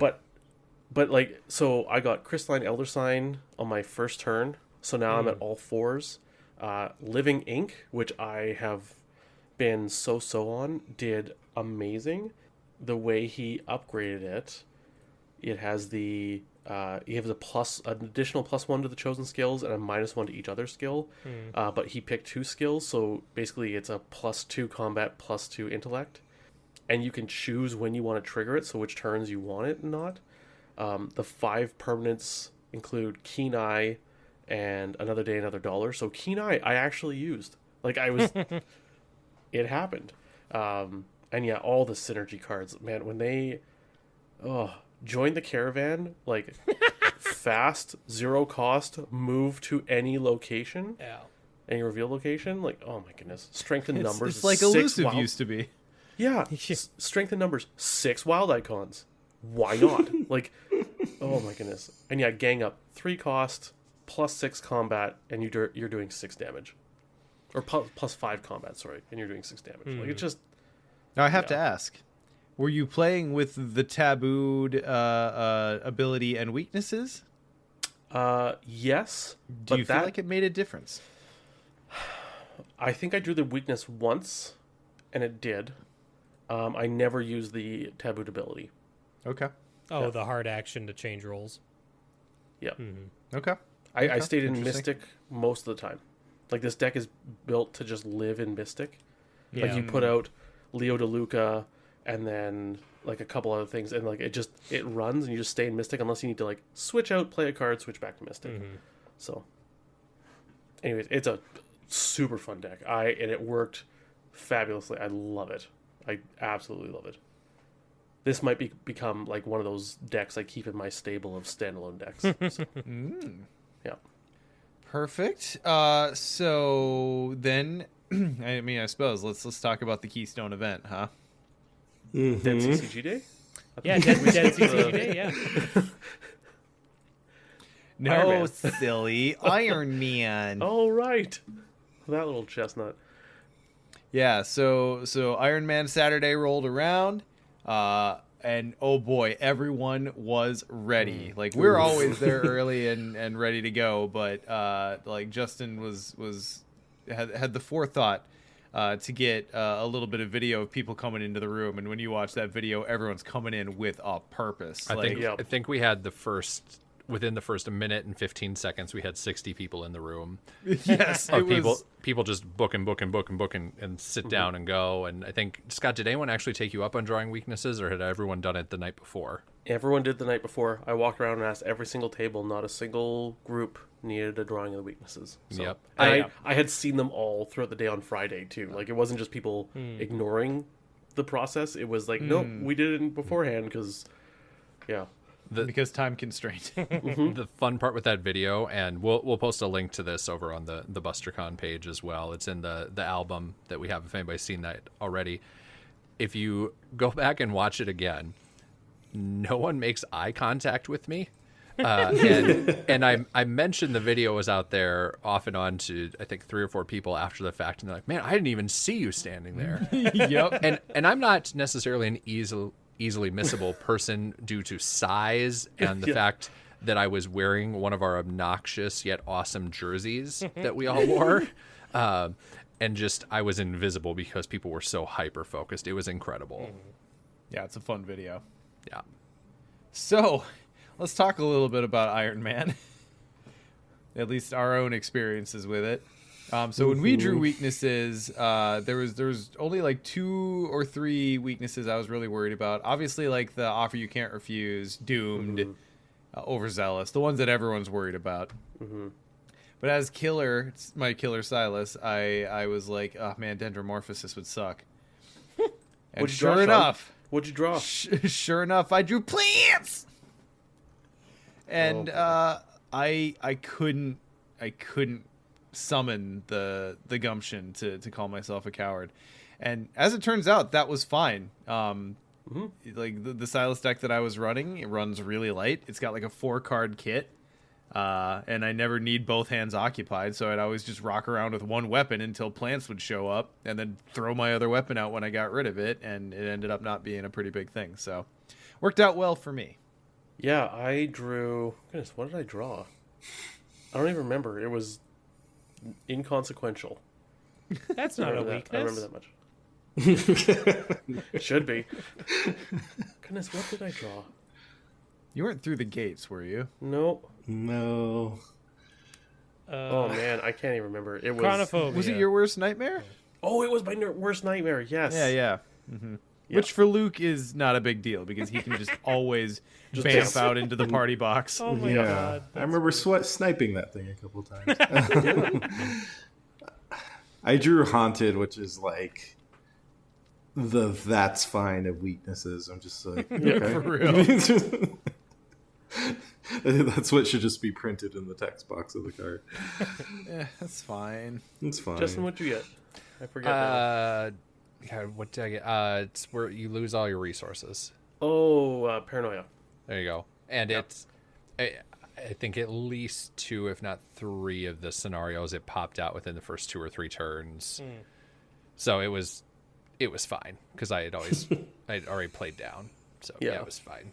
And Nick, what did your Tommy deck draw? So, Sean, it turns out it's actually quite easy to get the gumption up to declare you're a coward because as Tommy, I drew the Carcosa weakness, the peril hidden weakness that is... Whispers in your head, curiosity? Yeah, you have to... no, it was the evasion one. It was... Oh, cowardice. Yeah, cowardice. You have to evade. Yeah, how fitting that I got cowardice. You have to evade an enemy that's already exhausted, or you get -2 experience. And I was like, no, I'm not taking that. I need every experience point I can get, and I am not evading any enemies. So I declared I was a coward. Very bravely, I might add. I heard some call it inspiring. With the gumption with which I declared that. And then Yes, brave Sir Robin ran away. Right, yes. And I honestly forget what I pulled in its place. All I remember is you going, oh, yeah. And then handing the card back to me. Like, just being like, yeah, it's fine. I don't remember. Because I played with Duke and then Ryan and John. First time I played with those 2 individuals, but it was great fun. I don't remember what anybody pulled for the weakness except for John pulled the Accursed Follower, who is that enemy that spawns at the furthest location from you, and then every round adds a curse token to the Chaos Bag. Oh no! In Innsmouth, there are some moments that could really suck. It started off Pit of Despair was the worst because we were all in one corner and we had all the locations out as quickly as possible, and then it popped out in the opposite corner and we're all like, we're just gonna live with the curses, like we're not gonna worry about that thing. But later scenarios it ended up being fine because it would pop out and I would just snipe it. Like by that point I had my sniper up and running. So, but yeah, that's the only weakness that really stands out to me was that one. And it was interesting. Also, it created a fun little moment in a later scenario that I will talk about when we get to that scenario. So yeah, that was my weakness experience. So Pit of Despair for us went fairly well. So I guess following up from the last episode I talked about it, I ended up not going within the thick of it, which ultimately meant that my makeshift trap was basically just a couple of icons in my deck for like the first 3 scenarios. But I don't regret it because we got really close to the wire in Pit of Despair. I think I walked out of there with 8 damage on me with 1 health left. My Luke deck, it functioned the way I wanted it to. I actually got to use Barricade on the first scenario and lock a couple enemies in a corner, which was fantastic. Yeah, got clues, jumped around a bunch. I think the ability to jump from one end of the map to the other helped us out because I could be off on my own in this one corner, get all the stuff, and then jump back to where we needed to. I feel like throughout the entire campaign, Luke was that character who, like, you'd have a shot of the group and everyone's there, and then it would cut away to something, and then it would cut back and Luke's just gone. And then, like, without mention, 3 shots later, Luke would be back. Yeah. It was a fun campaign in general, but my Luke, it's exactly what I wanted from Innsmouth and Luke. So. Yeah, I think it was the scenario we all got the most damage and horror, if I remember correctly. It was one of the closest, but That being said, it was one of the ones I was a little worried about just because it is a hard one, but we did pretty well. My Leo build didn't have any sniping pieces yet, except for one telescopic sight. I did go in the thick of it, and it was pretty much fine throughout the campaign because I had so much soak. But yeah, I was just using normal guns and shooting stuff. It was fine. Yep. So then, vanishing of Alina Harper went fine. Yeah. We got the location. No.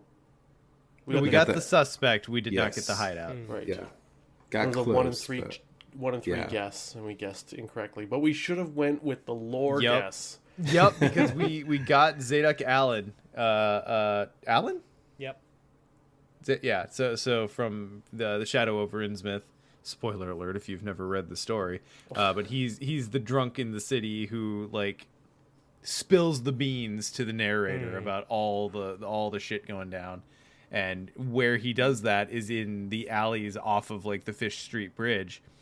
So when we narrowed it down to Zadok, I was like, oh man, wouldn't it be really cool if it was in the story spot? And it was. And we guessed wrong. But We had it down, my group had it down to, we knew the location, and it was one of two characters. And during setup of the scenario, I was like, every time I play this, it's always Othira Gilman. Like, that's the one who it has been the last 3 times I played this scenario. And she was one of the 2 options. And there was this moment where we were like, do we just say Othira? Like, do we... but we decided, no, we'll flip a coin. We'll assign it, whatever. And we flipped it, and it came up, and it's like, okay, Othira. So it's Othira. The coin says Othira, we'll say Othira. And it was her. I was like, I fucking knew it. Like, we should have just went for it. that it ended up being that. So we got both in that Nice. scenario. Yeah, that was the last time in that game that we did considerably well uh-oh. in that campaign. Yeah. Okay, but yeah. did you flip a Mythos Busters coin? No. Get off the show. Okay. You owe us a beer, I think. Is that how that I works? missed the rules earlier. I think this scenario was the moment my personal panic when I decided to read the FAQ for Springfield a little more closely. I had my sniping pieces, but I was trying to snipe the suspect from a connection away, and then I had this sinking feeling. I was like, wait a minute, checking that taboo. Sure enough, non-elite. So I had this panic moment where I'm like, oh my God, like the Springfield doesn't work against non-elites. Like this whole campaign is like, I hope, like, how could this happen? Your face was Yes. so like drained of Crestfallen. color for a little bit. Yes. And then it I was just sad. And then it was, okay, I think I can troubleshoot this, but also did I make a mistake? yes. Like Guys, did I make a mistake? once I paused and like read a little bit, then I was like, okay, like you can't snipe from a location away. You can use the regular ability at the same location. And so I had to do a little bit of finagling throughout the campaign, which was fine. But yeah, like Iron Man is a thing, and when you're under pressure to like quickly read things and make rules decisions and stuff, like it can, you don't always make the optimal decisions, as we'll talk about later. But yeah, let's Foreshadowing continue. is a Yes. literal device whereby Yes. What are you talking about, Ian? You had to do some finagling throughout the campaign to make it work, but that was after Duke and I were tapped for on-the-spot taboo interpretation. And so it's like, well, you happen to be sitting next to and us. I'm It's your fault, playing really. a very similar deck to Ian. So of course it was in my best interest to come up with an answer that worked for us as well. But so it ground both of our games to a little bit of a halt for a couple minutes, where Duke and I are like, well, what is this supposed to work like that? How is this? What if it did this? Okay, well, maybe if it just, oh wait, and then Ian's like, oh wait, no, it's just not elite. So we're like, okay, good, we don't have to actually work. Cool, back to the game. Yeah, no, that was a worrisome moment. But yeah, luckily we made it through. Yeah. And into deep. Into deep, I think went fairly well. This was the first. This is always the first place where I lose the first flashback. Like in any past attempts I've had to like ace this campaign, this is where I lose my first flashback. Agreed. And we did really well. We kept good pace going through the locations. by the time we rolled out to Innsmouth Square, both Leo and Silas were so ready for the Shoggoth that didn't even get to ready before we ganked it. I was proud of that. Luke was doing Luke things as he always is. Oh boy, that scenario was my bitch. That was, and like when the open gates came out, and I just because we decided to go after the townspeople to get the last key or the memory, and it got really hairy there in the middle with managing enemies and where they were spawning and where there were barricades, and the finagling we had to do with Ian, your range with your weapons, and then open gates and evading things with you, Sean, and just all this stuff. And Justin, I remember there was like, you were getting clues and evading this one thing remotely, and it was just... Well, see, that was my favorite thing with you as Luke, is for the deck I was playing, the Trish, or the Fish Scarborough deck that Sean built for me, is I enjoyed watching the stuff you were doing with Luke, but it benefited me in a deck built around damning testimony of you popping out some random place, getting an enemy to show up, then saying bye, and then I can be like, oh, I can clean up from afar. Thank you. Man, we haven't talked about it much, but that Trish deck was popping. Yeah. Like as soon as you got like 4 XP into damning testimony. I feel like Damning Testimony was one of the MVP cards of the campaign. Like it was just 100%. doing so much work throughout the whole thing. Well, and it was good, but truly, I think Luke unlocked another layer for it, just giving so many more options. Luke does that to things. Yeah. Well, it was very, very comforting to me to see all of the theory crafting that we did, because, you know, we all so rarely at this point get to play like really well coordinated 4-player. So when we kind of took a shot on kind of a weird, I don't know, a little bit more janky, there's more moving parts at least to our approach, to see it like work 100% how we wanted and needed it to was very enjoyable. Yeah, like it was a great team composition, because like a lot of times for my Springfield thing, I needed something evaded, and Trish could easily evade something, and then you know, it just unlocked a lot of options. So let's see it. And like I think that played into In Too Deep, because we were able to get like the angry mob defeated and get all the keys, which we could have just gotten out much earlier and like saved however much time.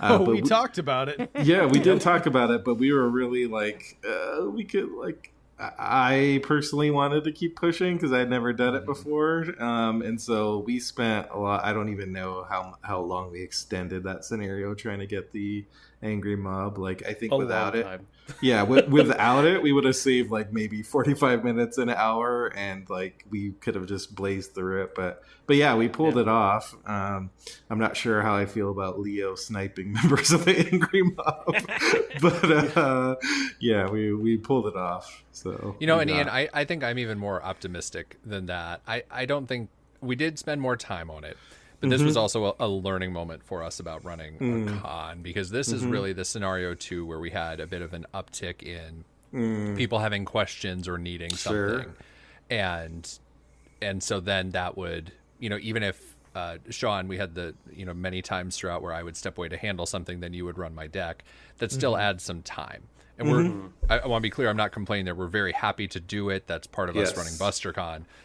But I mean, I was calculating it after the fact, and I think we lost about an hour to an hour and a half overall with just transition time between like one of us stepping away or answering questions, or someone would come up to the table. And this is really where I think we started to feel it. So I think that's maybe where, again, we did spend the extra time, but I don't think it was quite as much. It was compounded by those things. So that's a takeaway for us, because past this point, I felt like we were pretty efficient, but we definitely were bogging down from the general Iron Man fatigue, the talking with people as they came up, and that this is where the cracks started to show.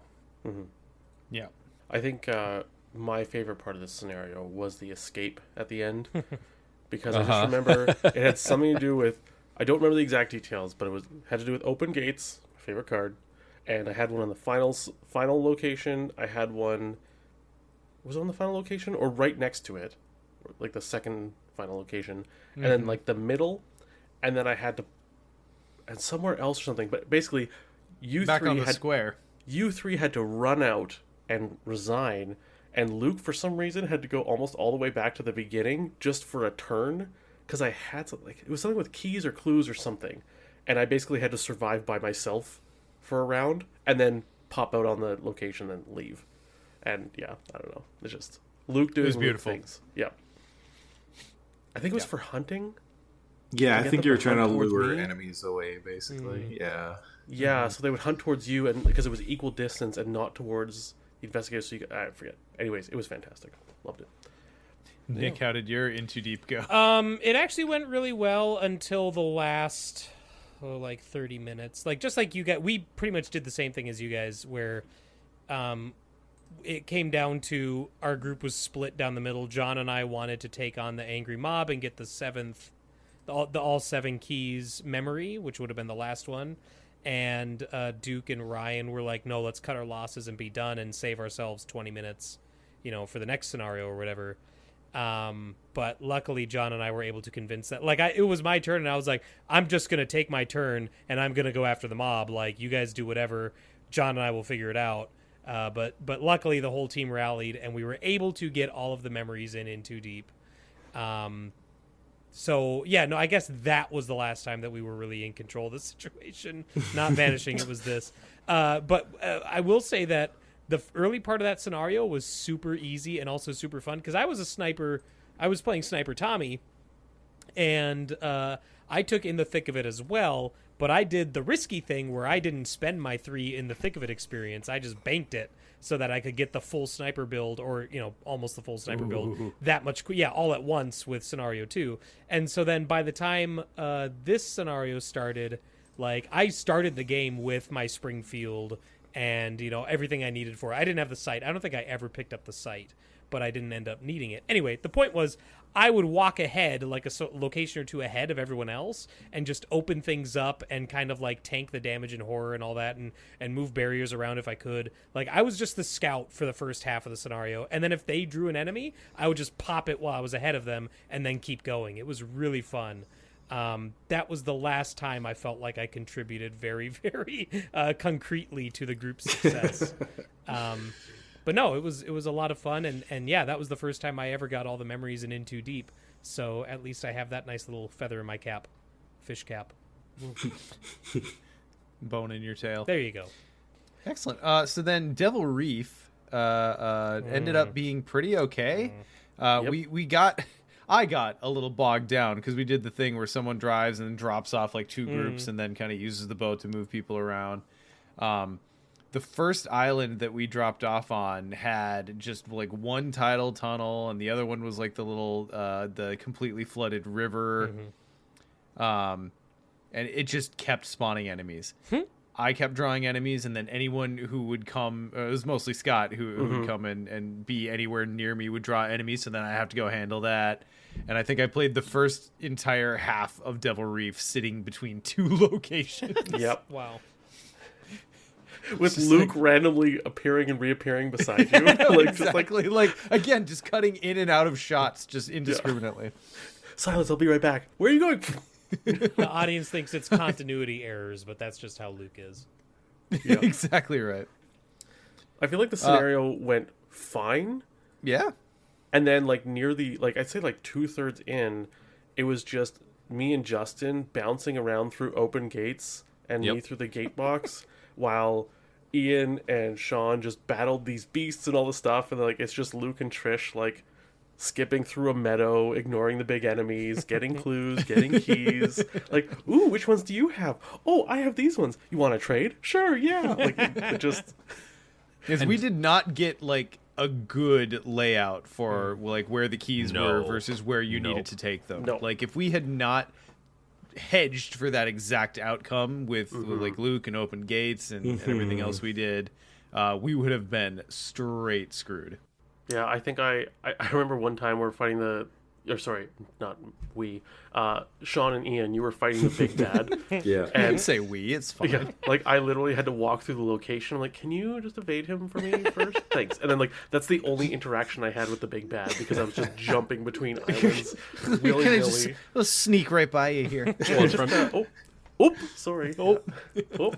From that point on, it was just for us. It was just math of okay, who needs the clues so we can do this one, and then who Yes. we can both have them for that one. But then you have the 12 or however many to bamf over to the last island. Yeah. And so it just turned into a math problem for you and I at the end. Yeah, and it was like, I'll meet you. You go to this island, and then travel to this island. I'll meet you there, and then we'll trade this, and then it was just, yeah.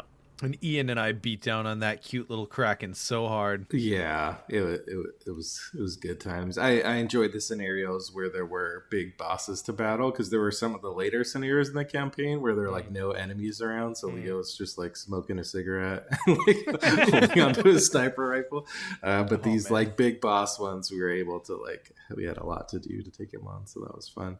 I mean, Devil Reef was one kept talking about what we were worried about in terms of time. Like, it was lengthy, but I feel like we made pretty good time on it, all things considered. I think if we had a better map layout, we probably could have completed it faster. But overall, like, we pretty much, ran the scenario, got everything we wanted, all the keys, the terror defeated. Still acing it. Well, How do you guys? I'm so happy that you all did so well in Devil Reef. Uh-oh. Because Tommy's corpse is still floating off the water. So that I died in that scenario. So it was it was rough because we started and I was like, all right. It was so Tommy, Trish, Akachi, and Carolyn was our team. And I could snipe enemies, from locations away. So that was great. And Carolyn had Archive of Conduits up already by Scenario 2. So she could heal you wherever you were on the map. So we felt like we had solid support. And so I was like, okay, I'll drive the boat. We'll drop off Trish and Akachi at the first island. And then, Carolyn and I will go to the second island. And by the time we get to the second island and Carolyn gets off and does her thing, Trish and Akachi are like, okay, we're done. We need to be picked up. And I was like, okay. So I guess, Carolyn, I'm leaving you here. I'm going to drive back to them. And I go back out to the center ocean. And that was when suddenly Malfunction pops up. And Tommy is not equipped to deal with Malfunction because I think it's int and agility. Yeah. So I was like, oh, no. So I blew a whole turn trying to take care of Malfunction. And then the next encounter card I drew was Dragged Under, so I got pulled out of the boat. So I'm like, oh my god! I'm like, guys, you got to figure your own shit out. I don't know what I'm doing out here. And so that we never really recovered from that loss of tempo, unfortunately. And so then it got to the end, and the boss is out, and I was out of ammo at that point, and again we were behind the 8 ball so far anyway. That I ended up dying driving the boat to pick everyone up, and then they all resigned.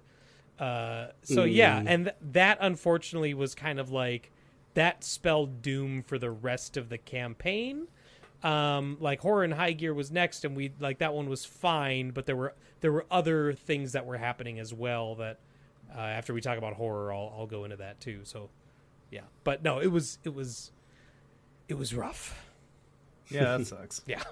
That's not what you want for Iron Man, No, obviously. No. I mean, I say it was rough, but we did get 2 of the 3 things, 2 of the 3 artifacts. Yeah. So we were close, but we weren't, like, after the high that was in Too Deep and getting all the memories there, it really felt like a wet tentacle slap in the face. So Glossing right over that one. So then from Into Deep, then we go to Horror and High, or sorry, not from Devil Reef, we go to Horror and High Gear, correct? Yeah. All right. Well, we had Luke and we had Barricade, and that's the scenario. So the funny part about this is I go to draw my hand and I dealt out 5 cards and I just handed them to Nick because we were sitting beside each other. I'm like, Nick, I'm going into Horror and High Gear. Am I going to be happy with this opening hand? And you just picked it up and you laughed. Yeah. And just handed them back to me. Yep. And I looked and I had both copies of Barricade. Yeah. It was written in I the was like, stars. Okay. Neat. And at one point I power worded the winged one and was riding the winged one around. That was the highlight of possibly the campaign. Again, Luke I see this from the rear view mirror screen, just slides out of view. Yeah. And he's gone, and then comes flying in Falcor style on the back of this flying manta ray with power word on it. I named him Falcor. Yeah. Yeah. And I mean, the funny part of that is we got towards the end of the scenario, and like we were at a point where Sean's like, I should just kill this enemy finally, right? We're at the end of the scenario. And Scott was so reluctant to see the beloved Falcor killed. He was legit sad. I wouldn't have even asked if he didn't have VP. You know that, Scott, right? I know, he'd just been with me for so long. I just felt so bad. He was the 5th member of the group. He really was. You replaced Nick. Yeah.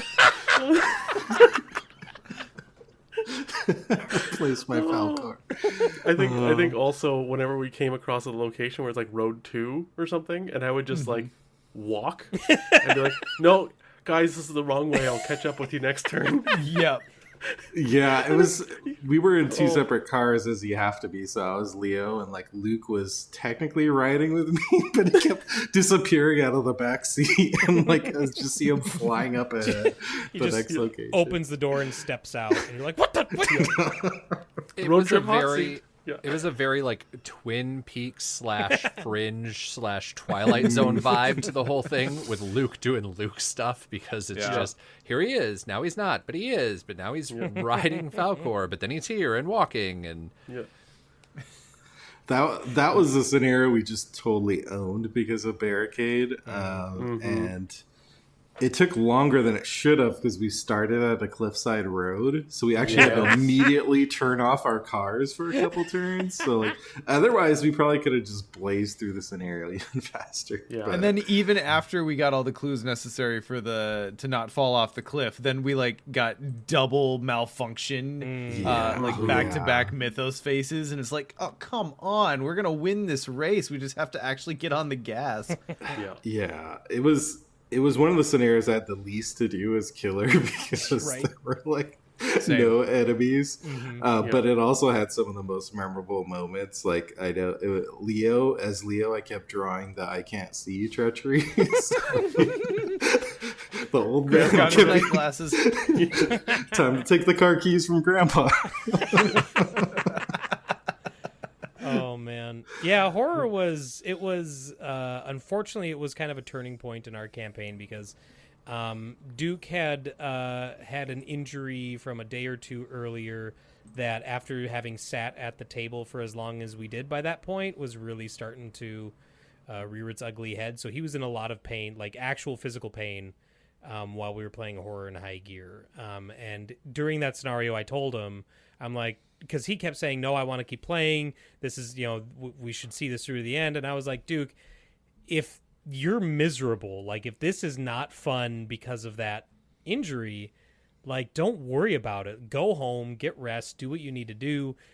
We can finish it on TTS sometime, or we can do, don't worry about my experience at Iron Man or whatever. I want to make sure that you're not in pain. So he said, okay, he said, I'll finish the scenario, and then after that, I will have to go. So we did that. Trish and Tommy, so Duke and I, were in the same car, and then Akachi and Carolyn were in the other car.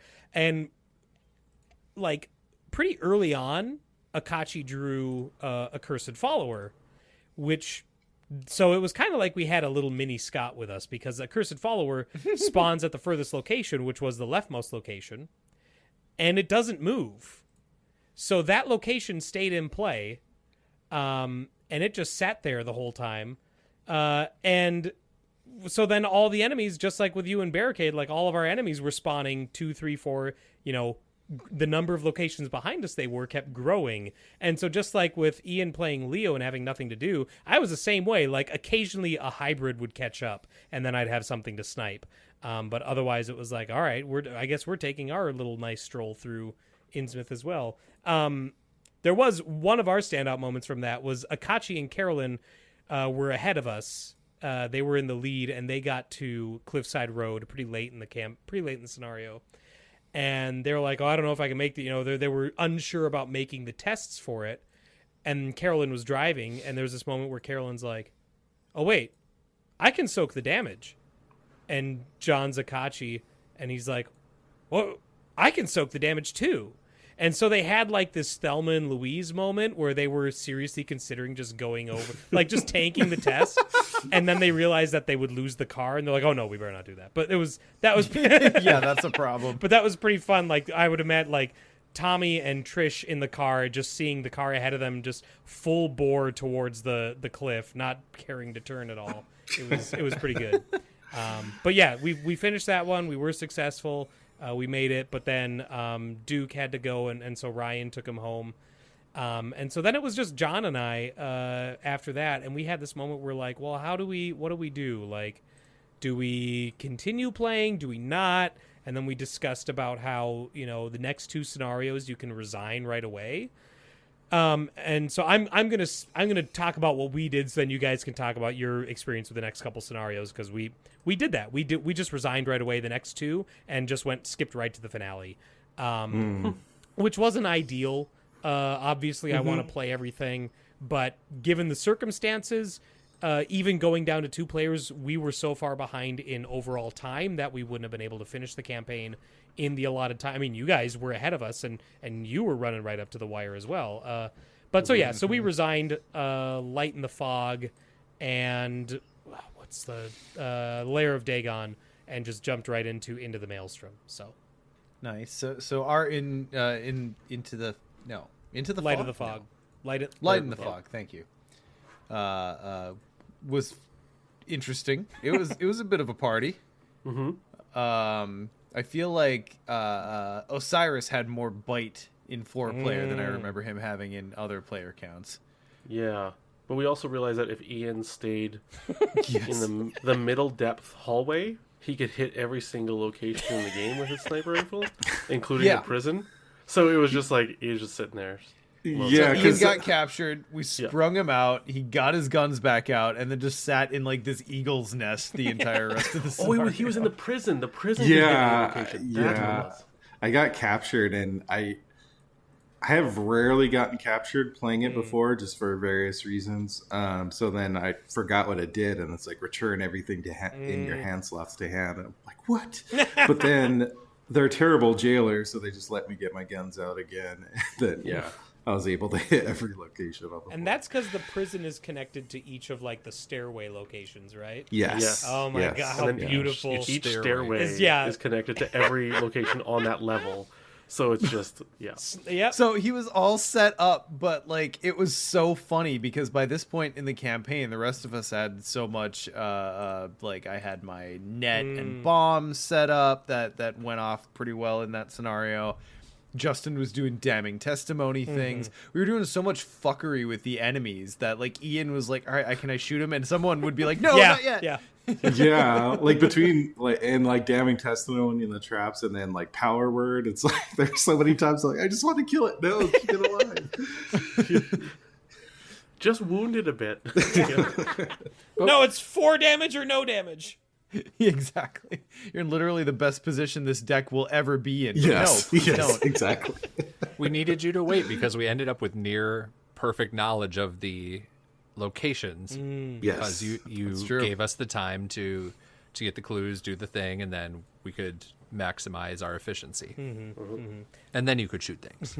Ian, I had a similar experience with my group because Duke as Trish, every time I would shoot something, he'd be like, well, I really wanted that enemy in play. So I was like, fine, I guess I will ask your permission next time. And so that's what it was. Is like, can I kill that? No. All right, fine. Just let me know when I can kill it. Like, I'll go last and I'll kill it. Yeah, like I get so excited when Scott would draw Your Worst Nightmare. I'm like, here we go. Yes, no baggage on that one. That's what I know I can kill. Line that bitch up. Every time. Line that fish up, Sean. Line that Yes, bitch up. yes. That's what I said. Oh yeah. Yeah, so we aced that one. We got the diving suits. And then came the moment where we decided that, well, we didn't decide. The time crunch was upon us. We had been doing very well, but it was definitely at the expense of efficiency.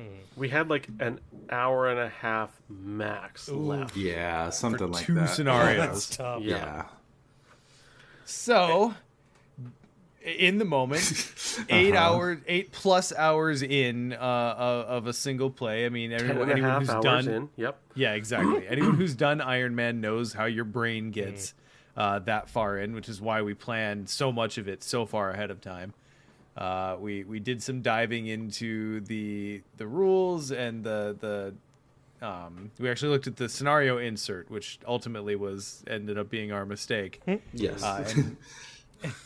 And made the call that we would resign straight away out of Lair of Dagon so that we could get straight on to into the Maelstrom. And at the time, we believed that we could still do our perfect run.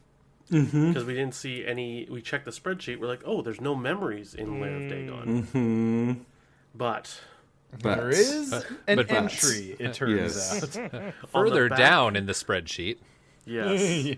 Yeah. So And I'm sorry. it's unfortunately on the scenario cards itself, which we Yeah. didn't go. Yeah, again, that's a time thing where we're not going to go through all the cards from that scenario. And yeah.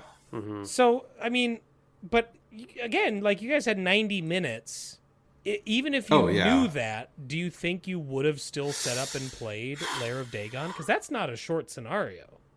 Well, we were considering doing Lair of Dagon and then just doing Into the Maelstrom at the hotel. Oh, I see. Okay. Yeah, Yeah. that was our other option, was to just take the whole end of the campaign off site, which didn't feel good to anyone, Right. but No. it seemed Yeah. like one of the least worst options at the time. Sure. Our issue, Nick, was that I think it was our tired brains and then our expectations. Right? Oh, of course. We went into it thinking, hey, we're going to be fine. And then we got, I think, 10 or 15 minutes from the end and realized, oh, crap, there had to be something we missed. Yeah. And so we went in with this expectation of we're doing well, we can get it. No, we can't. Whereas if we had figured out, hey, we can't get it, or we could get it if we play the scenario, and then we make the decision of do we play just fast somehow, which is likely unfeasible at that point. Do we take off site, which we didn't want to do? And so it's the difference between we'll get to how we finished, and it was, spoiler alert, it was fine. Yeah. But because we were expecting Question something mark? else, it's that dissonance between what we expected and where we landed. I get you. And Because I think it- it's... Oh, go ahead, Justin. I was going to say, because in hindsight, right in the moment, I think we're all a little, but then you get further away from it, and it was the right call. I think it just hurts because we had this... at no point in these last few scenarios were we afraid of anything. And I feel like if we had the time, we were going to get all the flashbacks. We were going to do it. There was... We had no issues. We got almost every XP we needed. Our decks, when I was leveling up for Into the Maelstrom, I'm like, I guess I'll throw this in. I guess I'll throw this in. Yeah. It got to that point. And to be Yeah, fair, we lost to the Game Center hours. Yes. Is what I've been saying. 100%. and I think to running a convention, right? Our Yes. attentions were elsewhere as opposed to Arkham Knights. If it was 12 hours, but if we're not running the whole thing, then there's less mental load, I think. Yeah. But I will say, we did set up the scenario, and we resigned from the location. It's not like we're just we're choosing to first turn resign. No, we set up the scenario and then resigned. Sure. So, We were about to start playing, and then we started going down this road. And yeah, that's the thing that does make it tough, because I was already envisioning in my head, we got we got all the flashbacks, first time getting it, we do it together. And similarly, even though Arkham is an unpredictable game sometimes, I have zero doubt that we would have gotten just the way our decks were working. I have zero doubt we would have gotten all the flashbacks. I think that's what makes it tough, more so than if it was I don't know what would have happened. Right. But yeah, we had to, this is why I was bringing up earlier, the Iron Man brain. What happens when you have to make all these quick decisions, continually throughout the day, and then this was another one. And honestly, don't know what we would have chosen if we knew that we needed to play it to get all the achievements, all the flashbacks, because again, we had to make these decisions in the moment. We had to decide whether what was more in the spirit of Iron Man, whether it was to Right. finish it at the game center or do it Right. after. And yeah, it was just kind of a impossible situation, really. Like, there's no way we would have been able to do both scenarios there. So Yeah. I think yeah, we it landed. was really time. I think we landed where we would have landed. Yeah. I really Yeah. do think that we would have banded together and decided the spirit of Iron Man is you play at the game center. Now, that's casting no shade on anyone who finished Of course. elsewhere or anything like that. That's just for us. And so I think we would have landed there. Best case, we would have said, oh, let's try, just a couple turns and see. But we would have run out of time and had to resign. Yeah. The result was the same. Yeah. Totally. Yep. So I mean, all that said, we got halfway into through the maelstrom. Through the maelstrom? Into the Yeah. mails. Into the mails. Into the maelstrom. Thank you. And then we finally realized we were one campaign log short, or entry short of getting what we needed, and it was a deflating moment. But we rallied and we finished. That one ended up being pretty fun. We were able to get the keys on some cool locations, and I feel like between Trish and Silas, we kited Dagon in that like little narrow The I T. guess, yeah, the little T alleyway for half of the game until we were able to cap it out. Yeah, Yeah. that was the scenario that I was looking forward to the most, playing 4-player, because I've never played any of Innsmouth 4-player, but that one, the map changes so much based on player count. Yeah. So John and I played it, the two of us, after Duke and Ryan left, and it was the same way that I've always known it. We just have this big grid to deal with all these enemies, and so, like, I mean, it was fun. I love playing with John. He's a great guy, but it wasn't as unique of an experience as I was originally hoping for.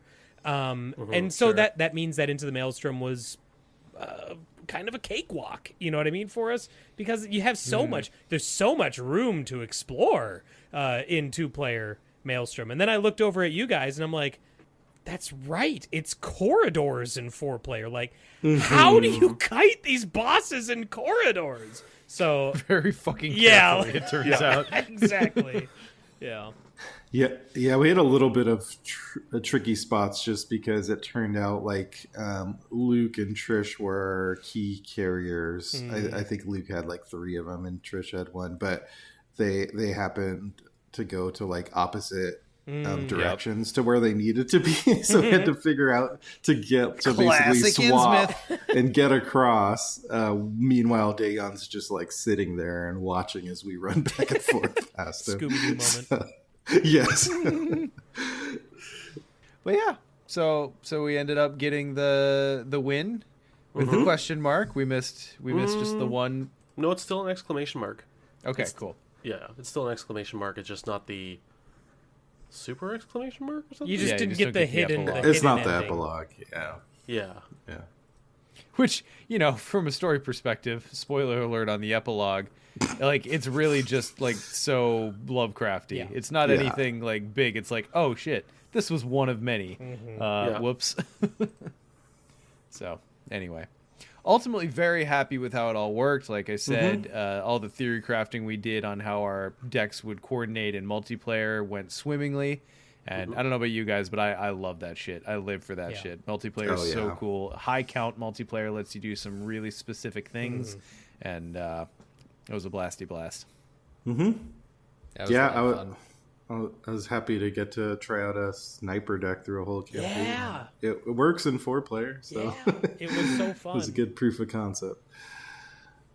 So yeah, as always, huge thanks to Josh, aka Delarp Guy, for helping us with the organization of Iron Man. He always handles the team signups and matching people up.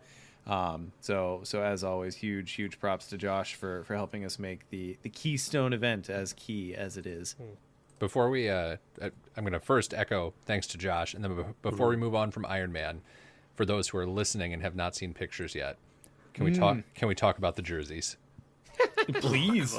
Because I am so proud, and they were so obnoxious, but Hideously fun. amazing. Yeah. Yeah.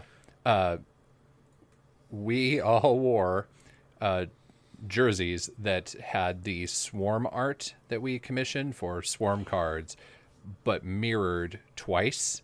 And so it was just all these swarm enemies in the hand and everything on the entire body of it. Just like fractal chaos. Yeah. Yeah. Yep. And then With a on the tiny little BusterCon on the shoulder, Yeah. which was nice. Yep. That was, Yep. So that please check out the pictures when you get a chance because they're glorious. And moving on from Iron Man, that gets us then to the thing that we've been talking about as a joke for so long. Again, as with so many CCG Day. things. Yeah. Yeah, as with so many things that start as like a weird joke and then eventually become an IRL reality with the Mythos Busters. Dead CCG Day kicked off. And boy, Scott, you made good on it. I have to say. Yeah, I taught and played a whole bunch of Star Wars CCG. I mean, it's never enough. It's an insatiable thirst, but felt really good. I think I actually got someone to maybe get into the game. So I was 15 also like, years too late. yeah, hey, it's still going on. But I also got to teach a couple people and play with a former state champion. Like a bunch of evenings after BusterCon at the hotel.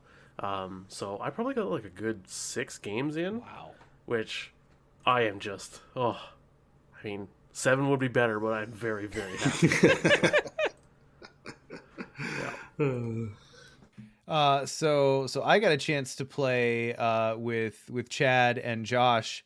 The God, I can't remember it. It was Blood Bowl like team manager. It was basically like the CCG version of Blood Bowl, which, if you're not familiar, is a fantasy version of American football. I'm pretty sure it's set like within the mythos of like the Warhammer fantasy mythos. But yeah, that ended up being really fun. I had a great time playing that game. And then, like 2 turns in, Chad was talking about how it's possibly one of the most like expensive games that he owns because it's so out of print. And I was like, Oh wow. but I guess what else did I expect? So Yeah, exactly. What did I expect on Dead CCG Yeah. Day? yeah, That shouldn't have been a surprise. I hear that game is fantastic. Yeah, it was really fun. I Yeah. really enjoyed it. They made that game right before FFG lost all their contracts with Games who Workshop. does Warhammer. Games Workshop. Yeah. Yeah, And yeah. like it coincided with the loss of Conquest and everything like Yeah. that, and that game was well revered, and they just had to stop printing it. So Breaks the heart. mhm. Nick and Ian, you guys slaved away at an AVP game for a Oh good my long god. while. No, Oh, we well, did. it actually didn't take that long. Like most of our game was going through the rule book and trying to figure Yes. out something. But if you take that away, I think the game would have been about 20 minutes. Like it was a Oh, it was a wow. pretty it felt like it at least, maybe a half hour ish. But it was incredibly fun. I've never played AVP before. I had no idea what to expect other than probably chaos. But there were some pretty elegant stuff. So Sean, you're a trait guy. You like traits. I do. I'm known. The resource management or the resources in AVP, it's all trait based. If you want to play a card, you have to exhaust a character at a location with a certain trait, and then you can play a card that shares a trait with that location. Ooh, interesting. Yeah, it was so cool and so fun. But yeah, I really enjoyed it. I think Ian did too, because he ended up playing 2 games. I did, yeah. Like that was one of the games I brought, and it was the one I most wanted to play because I, always wanted to try it but never got a chance. Yeah, and I think the game would have been a lot faster, as it is learning any game, but Yeah. especially a Dead CCG Yeah. from back then. Really, like there's a lot of rules scrolling, but yeah, it's very unique. It's fun. The starter decks are not very well balanced, but again, that's a classic like Dead CCG thing Yeah. to say. But the mechanics are a lot of fun, and it is a card game that it's hard to find cards for, unfortunately. But I do want to try to find more over time because there's like a whole map mechanic, which I'm a sucker for. I mean, obviously that's part of what drew me to Arkham too. What? Is like I love card games with maps, and so this was a card game. It's like a board game in a card game form, moving around the maps and fighting each other. And then so I played again with Maxine, and yeah, because she had played it back in the day, she was more familiar with the rules, and since I had just played it. Yeah, the game we played was, I think, half the time the first game me and you played because of the rules stuff. But yeah, I definitely want to play it again. It's a fun one. Me too. And we played 2-player, but you can actually play 3-player if you have Alien versus Marines versus Predator, or even bigger potentially. So yeah, I want to try that. Yeah, it was super fun. I also, to Justin's credit, he got me to sit down and play Star Wars Destiny, which I've played once before, and it didn't grab me. I wasn't that into it. But he has his famed Crate Dragon deck, which I played against his Ewoks, which was incredibly fun. And so that's what I've learned about Destiny. Like, it works because Justin has 40 pre-built decks, or however many he has. Oh, my friend. 40. My friend. A lot. An obscene number. And so that's why I told him. I was like, hey, you know what? I'm still not super into Destiny, but if ever you want to play, give me a gimmicky, weird deck, and I will be happy to sit down and play it. Yeah. Well, and that's the nice thing with it is some people want to play it, and then you can play. Others are, I don't find this offensive. Just let me know what types of decks there are, and we can play. And so, yeah, we'll have to do that more. But yes, the dragon versus we did Jawas last time. These guys were in town, and then and then Ewoks this time, where it just starts off and it's 1 damage, 1 damage, 1 damage, Yeah. no big deal, and. Oh, now I'm hurting. Oh, just kidding. I'm going to eat you with my dice. It was incredibly close, and I'm pretty sure the Jawa one was as well. But that's just a testament, I think, to how well balanced that game is overall. At least with the decks that you had, is just how close that game. I think I was 3 health away from defeat when I ended up winning. So that was it was really fun. Yep. Yeah, that's fun, and I got to play that one with you, and then I also. Gorfax and I played Destiny, so I was teaching him, and Phileon was spectating, so kind of learning and asking questions, and it was a good time. It was that was a game I thought I had in hand, and then I definitely lost. So yeah, that was good. And then Nick, you, me, Ian, and MJ all sat down for a 4-player game of Lord of the Rings TCG. Yes. Still which to this. some of you might recognize from Dead CCG Day from Virtual Iron Man. Yes. Years back. To this day, that's still my favorite competitive card game. And it was super fun, and it was really okay, I think one of the things that gives me the most joy in gaming is showing someone else a game that I love and watching them fall in love with it. And that was me with Lord of the Rings and Ian when we played at your place. That first time. I feel like Scott enjoyed it as well, but I think I could really see Ian really sinking his teeth into it. And then I got that again when Maxine was playing this time. And she's a lot more vocal about it too, where she'll work through and be like, oh, it's so cool how things work like this and blah, blah, blah. And so she talks about what she's thinking and what she's feeling about the play state and the game state and everything as it's happening. And so I just got to sit back and be like, yeah, that's right. It is really cool that this game is amazing. And now you like it too. And then the finale came, and unfortunately Lord of the Rings suffers from, because it's a race, it suffers from the same problem that Munchkin has, where the first player to get to the finish line, everyone throws their shit at that player, and so the real winner is second place. The second person to get to the finish line is the one who has nothing to, they don't have to deal with anything because it was all thrown against the first player. And unfortunately that created kind of a sour end to the game for Max, because she was in first place, and then we all threw 8 enemies at her and ended up overwhelming her ring bearer. Yep. But boy, was that journey to that moment still really fun. Well, she also did the double move at the end. Yes. Which opens you up to that Oh, 100%. as well. Yeah. But yeah, But, she was. I mean, like, if that's your first time playing or whatever, how do you know that? Yeah, exactly. Yeah. And she was playing my Rohan Evil Men deck. Sean, you were playing my Elves and Nazgul. Yep, Nazgul deck. I was playing Dwarf and Orc, the tried and true combination of Dwarf Choke and Orc Swarm. And then, Ian, you were my Gondor Rangers and Uruk-hai. And it was really fun. Yeah. That game kind of encapsulated everything that I love about multiplayer Lord of the Rings TCG, because I feel like every fellowship got to show what they're good at, and also every shadow got to have 1 or 2 rounds where it was like, oh my god, like I am dealing with Uruk-hai this round, and oh no, I don't want to move because there's a Nazgul out and they're cheap and strong. You know, like you got to see every faction shine at one point or another. So that was really cool. Yeah.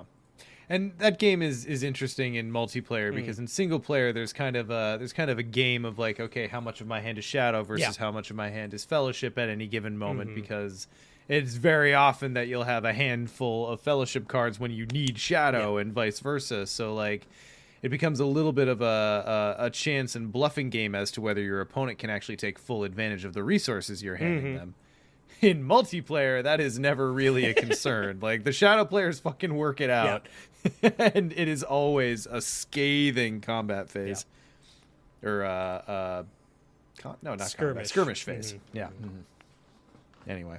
But yeah, that was a really good time. I always enjoy that game. Possibly the game Nick and I have played together the most until Arkham came along. I think so, yeah. I think it probably is. Because we were actually collecting that one simultaneously. Like, I was actually able to collect that one. Because when we were into Star Wars, the CCG, I didn't have... Yeah, I had a massive head start. Yeah, oh, totally. Also, so that was the last game I played. Ian had to leave before we finished that Lord of the Rings game, so Scott took over for him. And then I had to jet, like, as soon as Max died, I was like, okay, I gotta go! And had to take everything and pack it all up and leave. But the 2 nights before, I had also brought Wars... as well, which is the streamlined version of Star Wars, in what I would argue is the better setting, more interesting science fiction setting. But I got to teach that to... I mean, I just got a hand wave. I just got a motion at everything post-Disney, and I feel so much... You can't hold that against the CCG. Anyway, no, so I got to teach that to both Brian... our friend who came in and took pictures, and also to Big Kahuna. So I got my 2 games of Wars in, and it reminded me how, like, the game is fine, but it reminded me how amazing that setting is. And I'm like, I want to go back and read a bunch of Wars stuff. I want to, I want to page through the RPG books and just imagine playing Wars, the RPG. So, yeah. Man, Wars is like the Firefly of CCGs. Like... Yes. So much lost potential just because it never really found its feet. Yes, and also it's not like it doesn't have all of the baggage of Joss Whedon weighing it down either. So. Well, there's that too. Like, I've thought about going back to Firefly, but then I'm like, oh, but Whedon's attached to it, and I just can't. It's hard for me to get over that. Yeah. Anyway, not to bring it down. Wars is great. Lord of the Rings is great. Star Wars is great. Definitely play all those. Yeah, so one last little game I want to mention before we move to kind of wrap this sucker up. This wasn't on Dead CCG Day. It was the night before. Yeah, that's the... Yeah, oh, yes! Okay. There's no way we can get through this episode without mentioning this. Yes. But so Nate Gorfax, you may know him as one of the mods of the Arkham subreddit, brought Dream Crush, the game, and he had pre-assembled a deck of Arkham characters with which to play it. And Justin got the first game. He ended up taking off earlier than the rest of us because he wasn't at the hotel. So he sat for the first game, and I was playing with Waleed at another table. And I just kept like hearing like little snippets and laughter from the table behind me. And I was really having fun with what I was doing, but I was like, oh man, I have to play that next. So basically Dream Crush is you set up three or four, I think it's three potential dating candidates for the table. And then it is an apples to apples style game where you're going to guess based on each round, based on the like weird little quirk that comes up in the new context, I guess, who everyone is going to continue to choose to date at that point. And just the like Ludo narrative of that game is so intensely good. I played one game of it, and then I was immediately roping everyone in. I'm like, guys, you must play this game. So I think the notable one that we had was Daisy in our first game. Just ended up being the worst. The worst person ever. What was her progression again? It was started out as she was a political cartoonist for an alt weekly publication. And everyone kind of pondered out, oh, what does alt mean? And then the next one was like she wants to use her inheritance to drive airboats in Florida or something like that. In Florida, yeah, like swamp gator boats tours or something. Yeah. And then the third one was she is suspiciously knowledgeable of German history.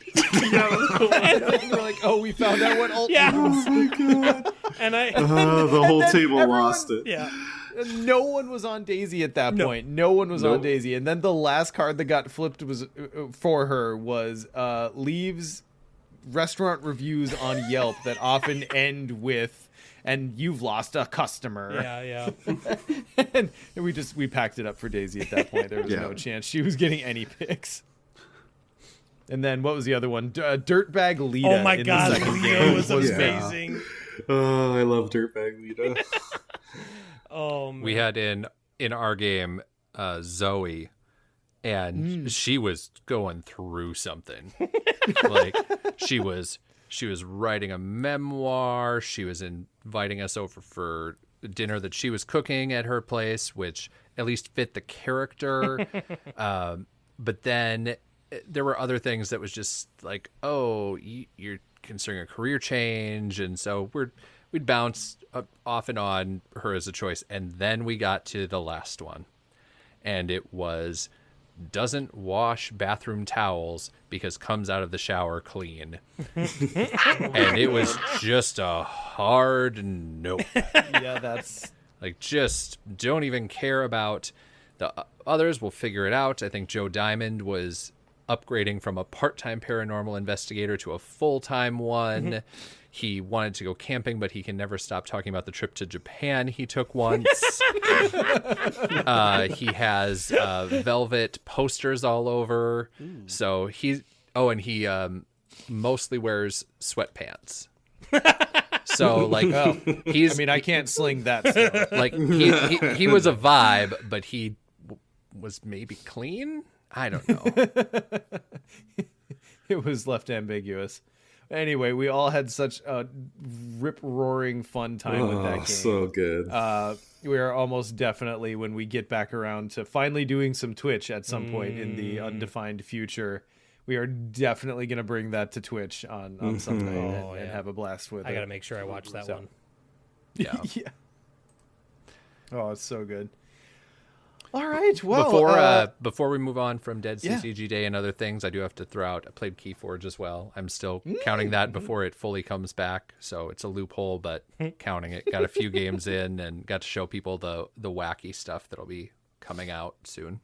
Yeah, I saw some Netrunner. I'm trying to think what are the other games I saw in circulation. Chad had Highlander the game. I didn't get to see a game, but he was like throwing some cards on the table and like explaining how they worked, and that seemed like a mess. But yeah, it was wonderful. It was beautiful, and it was perfectly placed because it was the sort of thing where like everyone kind of gets to know people throughout the weekend, so that way by the time Sunday rolls around, like playing weird games with these people you've been playing Arkham with the whole weekend kind of actually seems fun. And I, again, was just very, very happy with the turnout.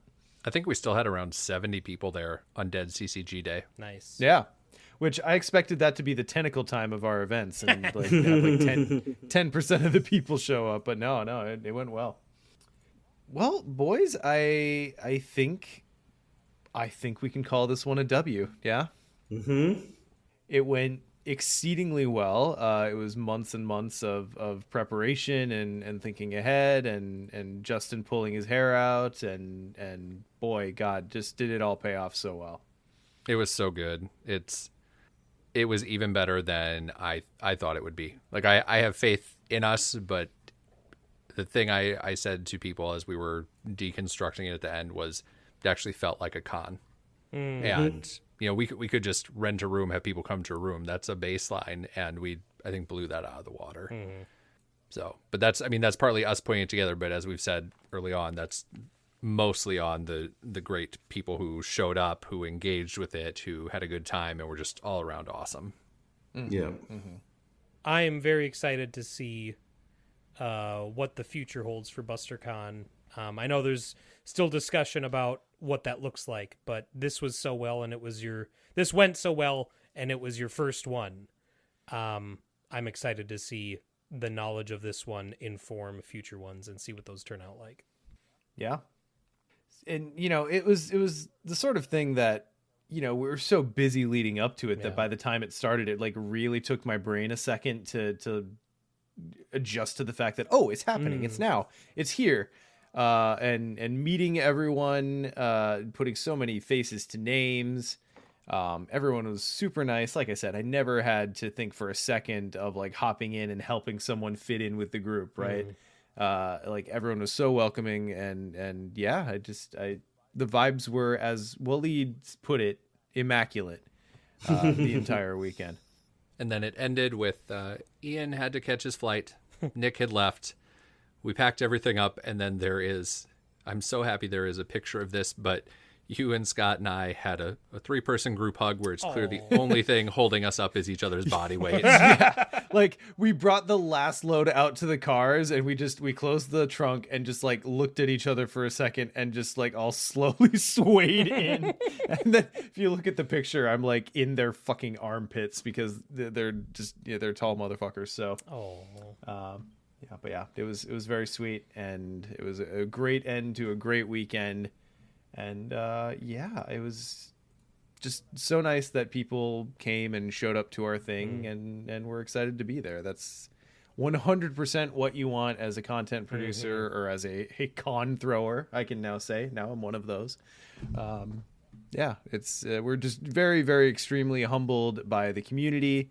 The community makes it a pleasure to continue to come back and serve. Nick, now I get to include you. The devs are always wonderfully accessible and ready to engage with the community, which gives it I don't know, just kind of lends it a feeling of not just credibility, but of like closeness to the source, right? Not only for us, but for the the participants. And yeah, we're humbled and constantly surprised at how well things are received and how well people show up for our stuff. So yeah, I think I'm okay in speaking for Duke, and I'm sure Waleed agrees as well that whenever there is opportunity for us to participate, whether that's helping or whatever, we will be very happy to do so. Excellent. Well, we'll be glad to have you. Sorry, I was on mute for a second. I was like, and thanks for listening. That was like the most Nick thing to do to you your first time back. Yeah. Let's just make him sweat a little. So yeah. So I think Ian, did you have anything to say before we wrap this up? I didn't want to skip over you. I mean, it was just an amazing time. There were several moments during the con, like the times when I was playing, I was like, oh, this is a good con. Who's throwing this thing? I think it's a testament to, the community, all the work that was put in, especially by folks like Justin doing a lot of organizing behind the scenes, all the folks who volunteered to help, that it just felt so like seamless and kind of painless throughout the whole process, and people could just kind of like chill and enjoy themselves. And there were quite a few folks who said it was their first con of any kind. And I would submit that it's a good place to start for a con. It's not like huge and overwhelming. It's just like chill people who want to play a game we all like. And yeah, I think it's the best of cons in that way, where you just kind of get to play games and have fun with people. Yeah, and that's really the dream for the con. I feel like, our approach and podcast format it's never been like over processed or goes through like extensive post-production or is exceedingly well thought out ahead of time, except for when Justin's involved. But we always try to keep it casual and chill and conversational, and like the whole point of what we do is we're just 4 to 5 friends hanging out talking about a thing we like. And we definitely tried to put that energy into the con, and it certainly felt like that was a success. So I'm extremely proud of what we were able to do last weekend, and I just want to thank all you boys for all your work and love in making it a reality. Yeah, I'm gonna continue the mushiness of this and say the same. Like I couldn't imagine putting something like this together with anybody other than you guys. I think we all complement each other's strengths very well, which leads to a good final product.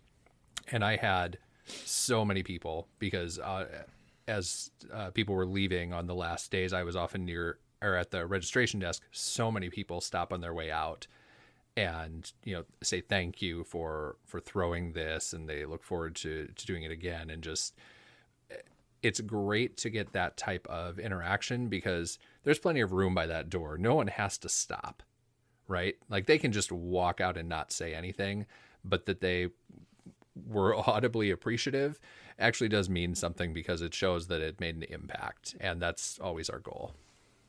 So that was great, and thanks to you guys. I love y'all. Aw. We love you too, and we love our community. It was so immensely wonderful to put this out there and have it be well received. I know that's like the 6th time I've said that, but that's where I'm at right now. It was great. This has been in your brain for years now at this point. You can say it multiple times. Like that's literal years. If anyone listening can't figure out why we keep going in circles with the wrap up here, it's because this has consumed so much time and mental energy, and we're happy that it has. But now it's happened and it's in the past, and that's a weird space to be in. Yeah. So I've forgotten what life was like before BusterCon was on the horizon. Yeah. So you are hearing us process our thoughts and emotions. That's right. Well, I think I speak on behalf of all the Busters, and probably Nick too, in saying thank you for joining us for 155 and for BusterCon, those of you that were there. And we'll see you guys next time.